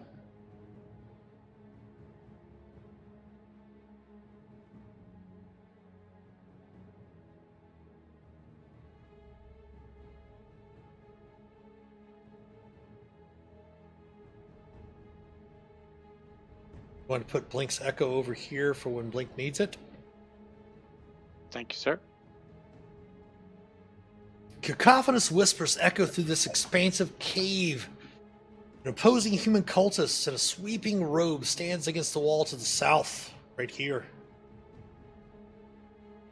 Chanting, his oily hair is slicked back and his skin gaunt and gray. Carved into the floor before him is a runic circle that pulses with sickly green light. Two cultists, one human, one elf, stand inside the circle, heads thrown back and mouths agape. Their leader commands, "Now, release your secrets unto me. Let the truths hidden in your soul come forth and become stronger." As if in response, the cultist silhouettes warp into two lanky, shadowed entities standing beside them.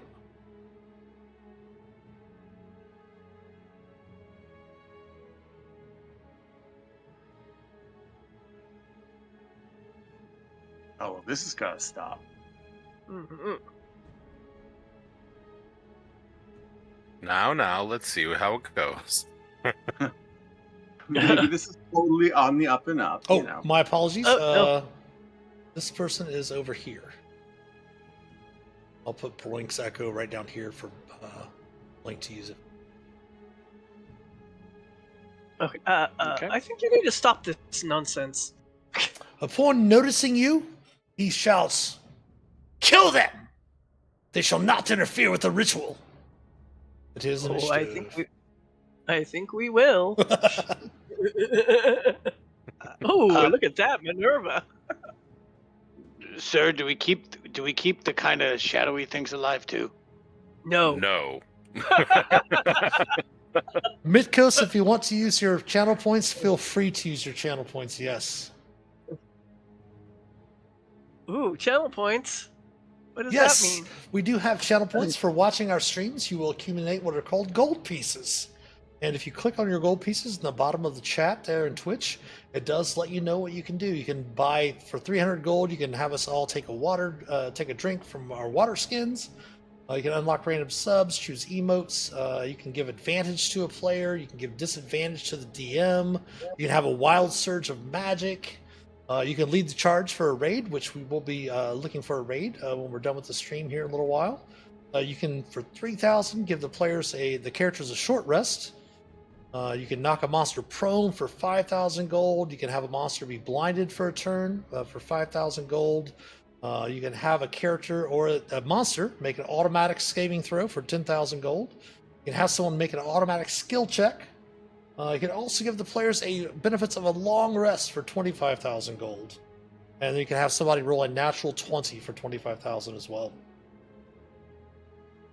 And Miktos is going to redeem a short rest for the party. So everyone, before we begin this combat, take the benefits of a short rest. Thank you. That's Thank you nice. so much. All right. And while you're doing that, I'm going to roll the bad guys into combat. So I'm going to pull them over here so I can have some placeholders.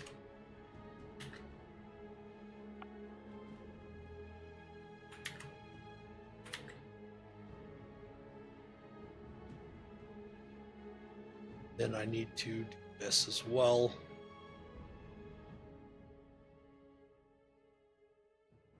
Oops, that is the wrong token that is right there.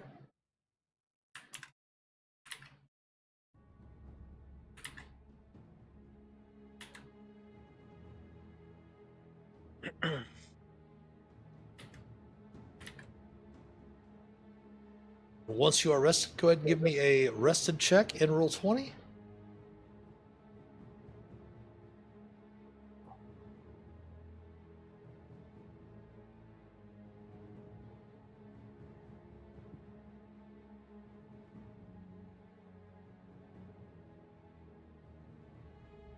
All right, everyone is rested. It's the top of the round. The cultists go first. This cultist will shout aloud in the direction of this room over here. This passageway over here. And they are going to both move to engage dots.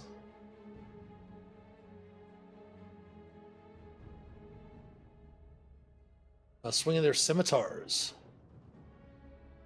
AC 18 will miss Das barely. He's bringing up your shield. You're able to fight off the cultist with the scimitar. The next one will crit you. Aha. Or a whopping 4 slashing coming off of your temporary hit points. Yes. Blink, you're up. Just a question: is the warding bond still up? Has it been an hour, or should I take it off? It has been an hour, yes. So go ahead and take the warding Okay. bond off. Will do. Okay. Since Renly is obviously has someone in between him and there, that can't happen. So the echo is going to come up, and Blink is going to move around all the way to this side. And he's going to take a swing at the cultist that dared to threaten Renly. Do me a favor, Even if it Blink, didn't. and go ahead and take that attack with advantage, seeing one that's so close to your captain. I would gladly do that. That will hit. And that will fell that creature right in front of you.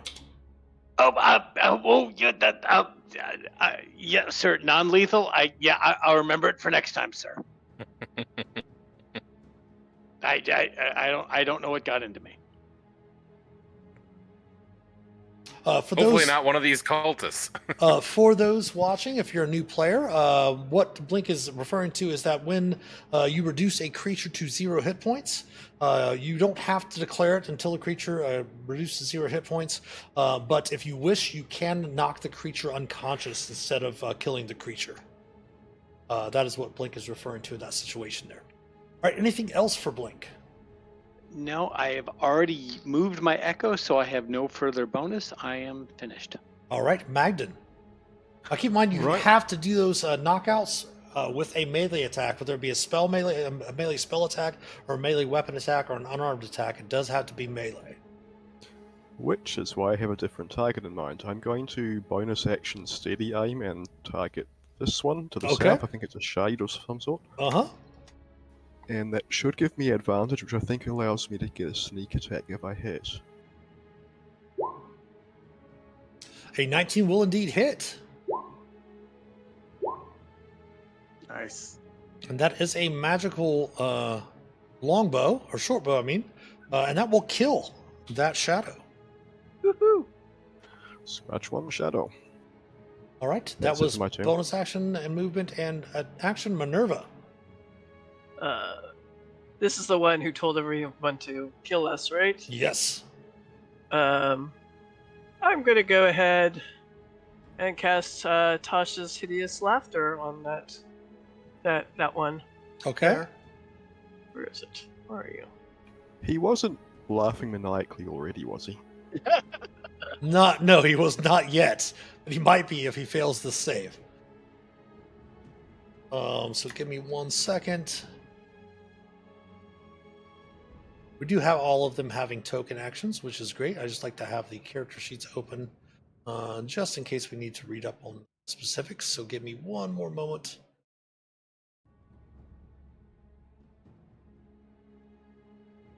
All right, there we go.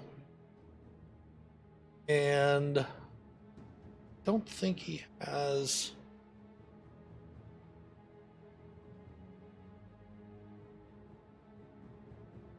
All right, that does not count as that. So he will attempt his wisdom saving throw. Like, you just need to leave us alone. He will make his save. That's not like that. Then she'll bonus action genetically shove him just because she's. But mad. he does, after the spell, start to laugh maniacally. Well, she's still gonna shove him. All right, he will attempt his strength saving throw. Because she's mad. It's like, well, if you're not gonna fall down, I'll just push you. I'll All push right. you around. You push him around. Okay. Anything else? No, I'm gonna stay back here. I like being in the back. All right, the fanatic is up. Just a first spell. Hopefully he doesn't have fireball. Hopefully not. He does not, but instead he is going to cast a spell on Das. Don't have third level spells yet. Can't Yep. counter it. Okay. So You can DC do it. 11. You I don't got have this, my big guy. Third level, don't have the aura yet. So let's see. All right. So it is a wisdom saving throw. Oh, he makes it on the Amazing. number.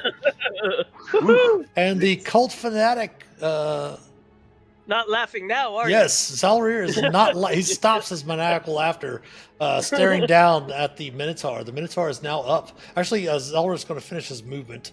Let's go 5, 10, 15 over to here. All right. Das will not be held so easily. Das will not be held so Yeah. easily. Das is actually, with that, he was going to go after that guy anyway, but with that action, threw this minor cultist in front of him. So 5, 10, I'll take the opportunity attack. It will hit for 3 slashing. All right, so I'm down to 1 temp. So that was 1, 2, 3, 4, 5, 6. I will dash as my action. 7, 8. Take the opportunity attack in that thing. It will hit. Hit. It will do 10 necrotic to you. And your strength score is reduced by 4. Ouch. My God, this. Well, And I'm that's- going to finish my turn and slam into this guy with my horns. So As your bonus action? as my bonus action, because I action was a dash. Let me pull up the. Sorry, one Your second. strength score just got reduced. Sucks. Yeah, I know. Let's. All right, so this is, I believe, the Goring Rush. Mm-hmm. So we will do a melee attack with the horns. I'm just going to, with my strength reduced by 4, that means that I will lose. This attack is 2 less than what it actually rolls. So that's actually a 6, so I will miss. Yes. And And what you that can do, Das, to do that in roll 20, all you have to do is we'll open your character sheet. We'll show you real quick. Where's Das? Where's Das? There's Das. So just go to your settings again. I'll show you here. You should be able to see it live. As soon as your character sheet opens, it is a little slow opening your character sheet, isn't it? Not sure why. Just go over here to your settings. Come to your strength, and we just put -4. Oops. And then what will happen is on your core sheet, it will drop your strength down to a 13, but you hover over it, it will show what its natural is as a 17. See that? Yes. Excellent. All right. That is Doss's turn. Renly. I'll look to the cult fanatic and say, "Oh, I know that one," and see if I can get succeed where he failed. on Okay. Das with a hold person. Attempting his wisdom saving throw. Succeed. And he begins Dang again it. to laugh maniacally. Oh, it's not that funny, you big boob. Well, I don't really want to move. I'm gonna stay put. All right. But you know what? Devon. As a bonus action, I'll Yep. bring out Stumpy. Okay.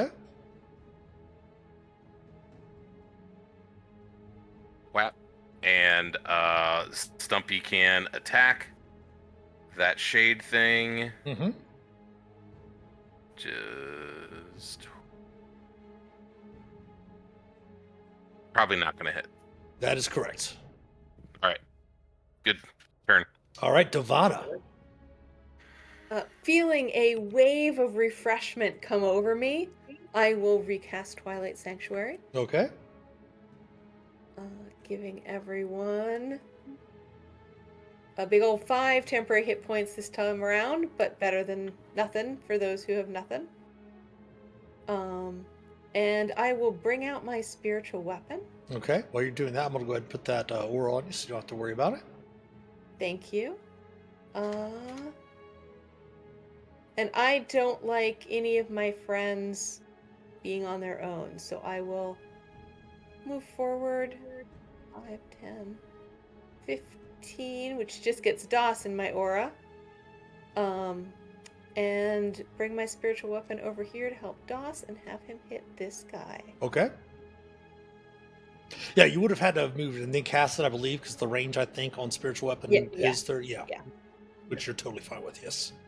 Oh, that will hit. And... Whoop, I didn't mean to hit description, I meant to hit damage. 9 force. Nice. And that's Devana's turn. All right. And thank you again for that, whoever put, they let me get Twilight Sanctuary again. That is Mitkos. He's actually plays with us on our Sunday evening game where we're playing Vandelver, the Shattered Obelisk.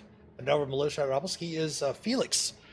Plays our Order of the Scribe with Halfling Wizard on our Sunday streams, which will be back this Sunday. The shadows are up. This shadow is definitely going to turn towards Das. Oh no. Missing Das. Thank goodness. The cultists are up at the beginning of the next round.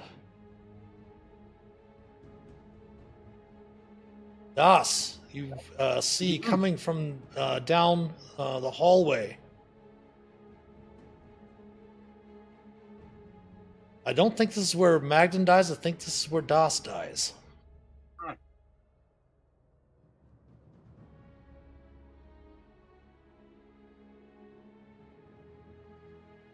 Then one more there.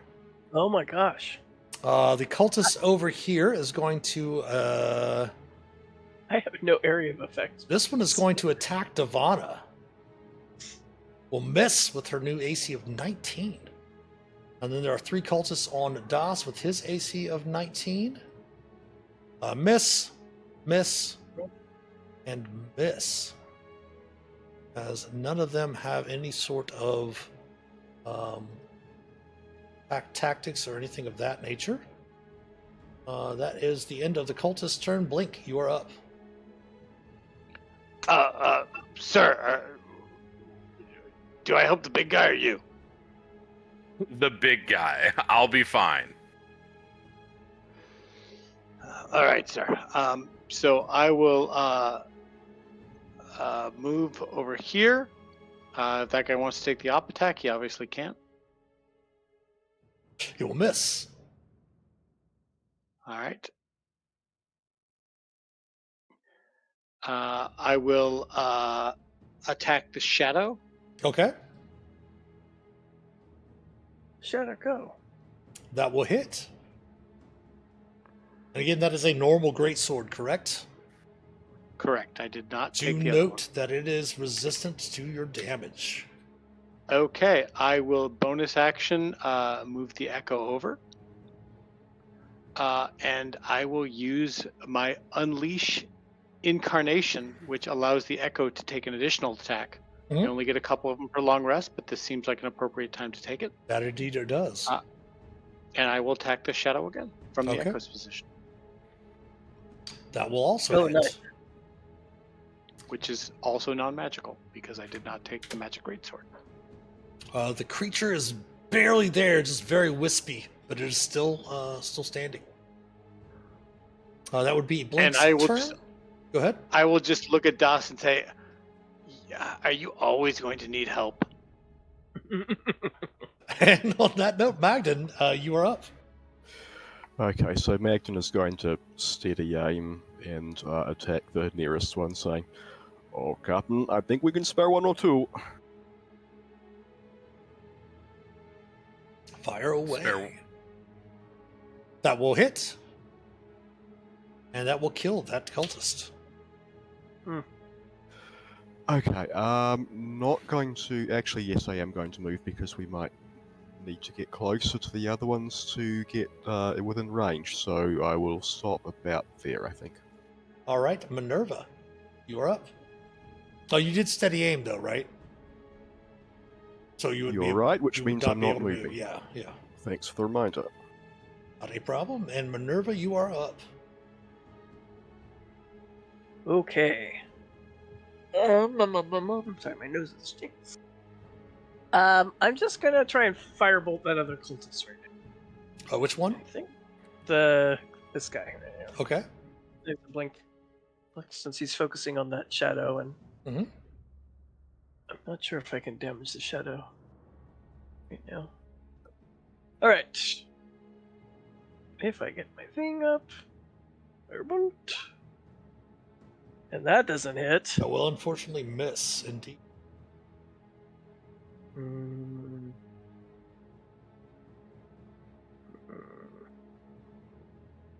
can I shove? It's not really away from me. I guess maybe if I move there and I shove him, then it'll be 5 feet down Sure. here. Yeah. Alright, I'm mad. I'm pushing you.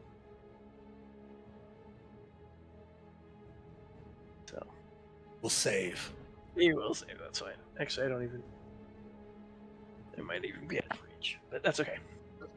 All right. Anything else? That's it. All right. Well, we do have a. Actually, I think that we've still got a few minutes left before the ad break. So let's go ahead and run through. See if we can get through the rest of this round.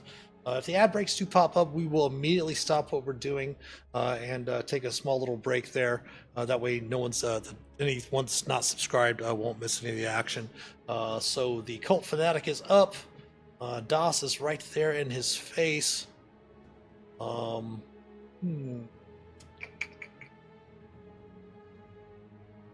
he's already used one of those. 5 temporary hit points. Oh yeah, roll your temporary hit points again. He's got 5. Oh yeah, 5. So that was my last round, and he did. That's right. Yeah, I'm just not seeing it on him. Perfect. Okay. Yeah. All right. We will do this then. On Das. Does the echo get temporary hit points? No. Okay. I don't think so. The echo is an object. He just pops at the Yeah, slightest it's not like provocation. Yeah. yeah, not 12, like a familiar. 12 necrotic damage, Das. All right. So 5 off there. So I'm at 15 hit points. All right. That's okay. We're good. And that is his turn. Das, you are up. All right. How smart is Das to actually go after the shadow versus wanting to get rid of this stupid cult leader? you know what? Doss has to learn some things, and sometimes he has to learn that he should be taking out a shadow because he's still going to attack the cult leader. Okay. He's just that is one of Doss's flaws that I literally have written down is that he will always go after the biggest guy. So Mhm. That's true. That is true. Yeah. Okay. And you will crit. all right, even with my weakened strength. So the Nice. precise strike. I was going to put a precise strike on there, so I guess it's going to be that wouldn't matter. But for the damage, the Whew. longsword. So the precise strike will also crit, Mm-hmm. as will the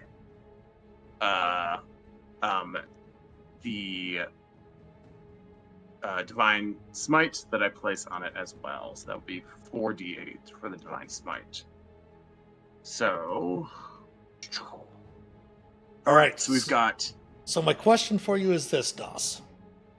yes. Do you want him to die or do you want to knock him unconscious? Oh God, as I will basically smack him straight up on the face with the flat of the blade, just like knock him unconscious.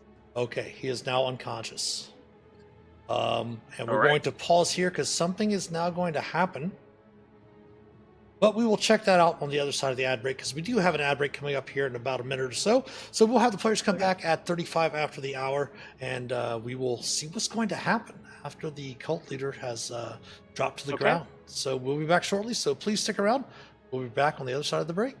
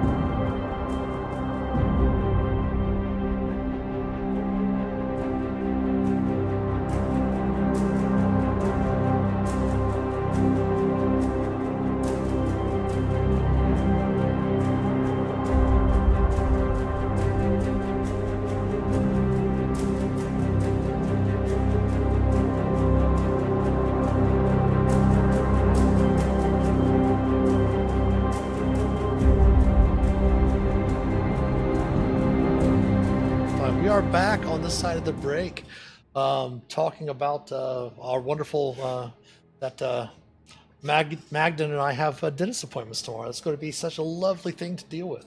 Okay, so as Zalrir falls unconscious, you see that the remaining shadow seems to be consumed by the runic circle, and all the cultists fall to the ground unconscious. The runic circle itself suddenly hisses and flashes with lurid light. As if being extinguished, the glow of the runes dims. The glow of the runes dims as shadowy smoke rises from the carvings. The smoke gathers to the center of the chamber, where it coalesces into an apparition of an emaciated skull with one glowing green eye. The apparition speaks in a hissing baritone. "Good news, Zalrir. Your efforts have been disappointing. You've brought me new points of interest." The apparition swivels to look at each of you in turn. "Yes, there is great potential here. We may meet again. But until then, I have my eye on you." No, I have your eye. The apparition then explodes into streaks of shadow, passing through each of you with a whispered scream before vanishing. Now, I need for each of you to do me a favor. Each one of you, please give me a... we'll roll a die 6. Everyone give me a die 6.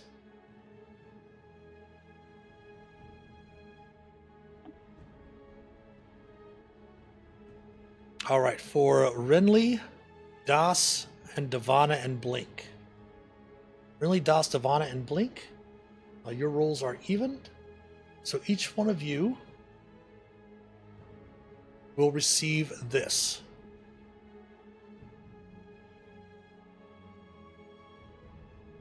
Obviously, Madgen, the one that you receive here will carry over to Agnoth. Okay. And then Minerva and Magden / Agnoth will receive this.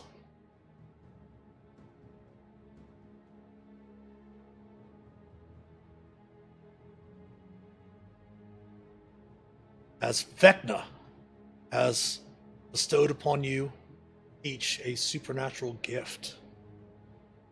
That attack roll. Okay, using a weapon.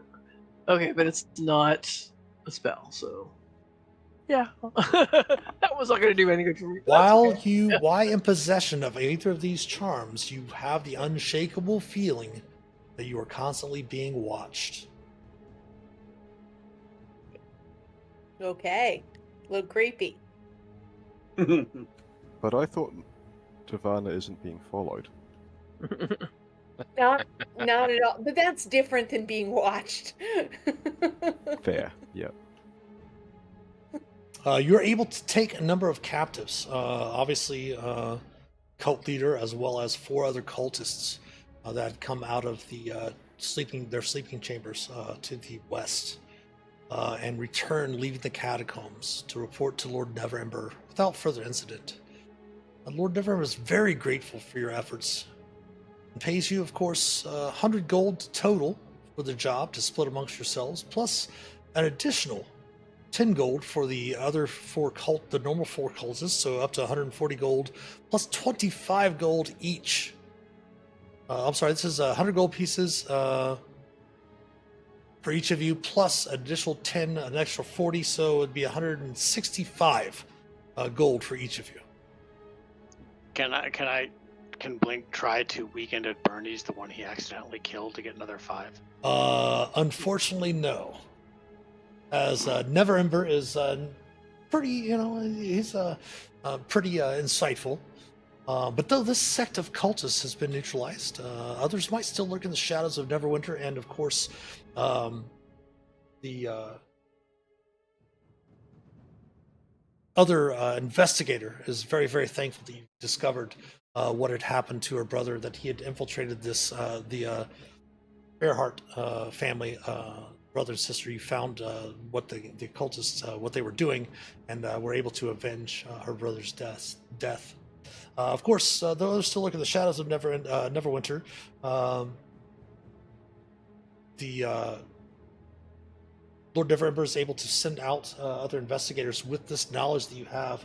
You do note that each one of the cultists did carry these desiccated eyeballs that were used as a map to locate the different catacombs, as well as to open the door to the back rooms of the catacombs where these rituals are being performed. Having this knowledge will allow the local militia to be on the lookout for these different eyes to try to find these other cells throughout Neverwinter. And Lord Neverember thanks you very much for your aid, and thanks you for your service to Neverwinter, and relieves you of your duties.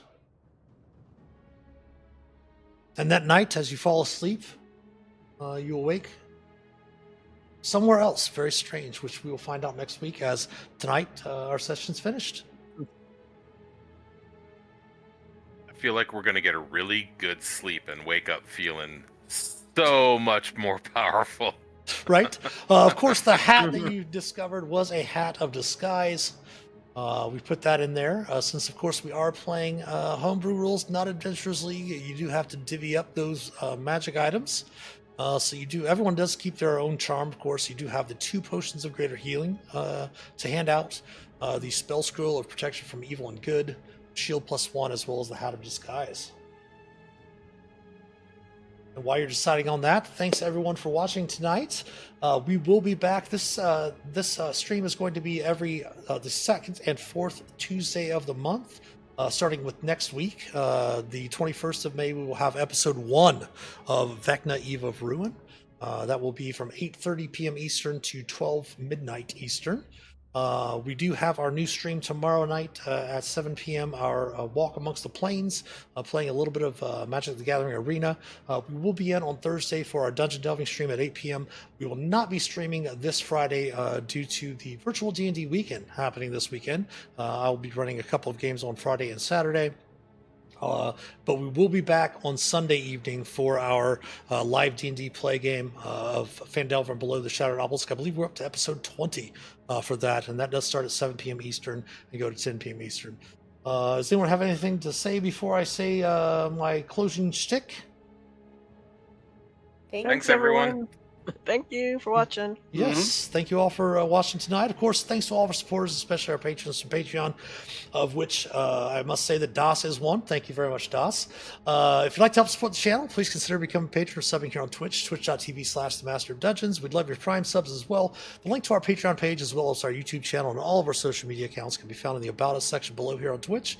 If you want to subscribe to us on YouTube, it is free to do. 70 to 80%, 90% of the people that watch videos on YouTube are not subscribed to that channel. If you would take the time to head over to our YouTube channel and give us a subscription, it is free over there. Will definitely help support the channel. If you would also follow us on Facebook, Instagram, Twitter, give us some likes, retweets, all of that good stuff. Every sub, like, and share definitely helps us. If you want to keep in contact with me as well as our cast of players tonight, feel free to join. Click on the About Us section here on Twitch, hit that Discord panel, and join the Master of Dungeons community Discord server, where you can help shape an accepting and caring and inclusive D&D community. The merch store is also open. Anything you purchase from the merch store will definitely directly help support the channel. Thanks for watching tonight. Have a great day tomorrow. Hopefully we'll talk to some of you tomorrow evening for our Walk Amongst the Plains. But until then, take care. We'll see you next time, and happy adventuring. Have a good night. Later.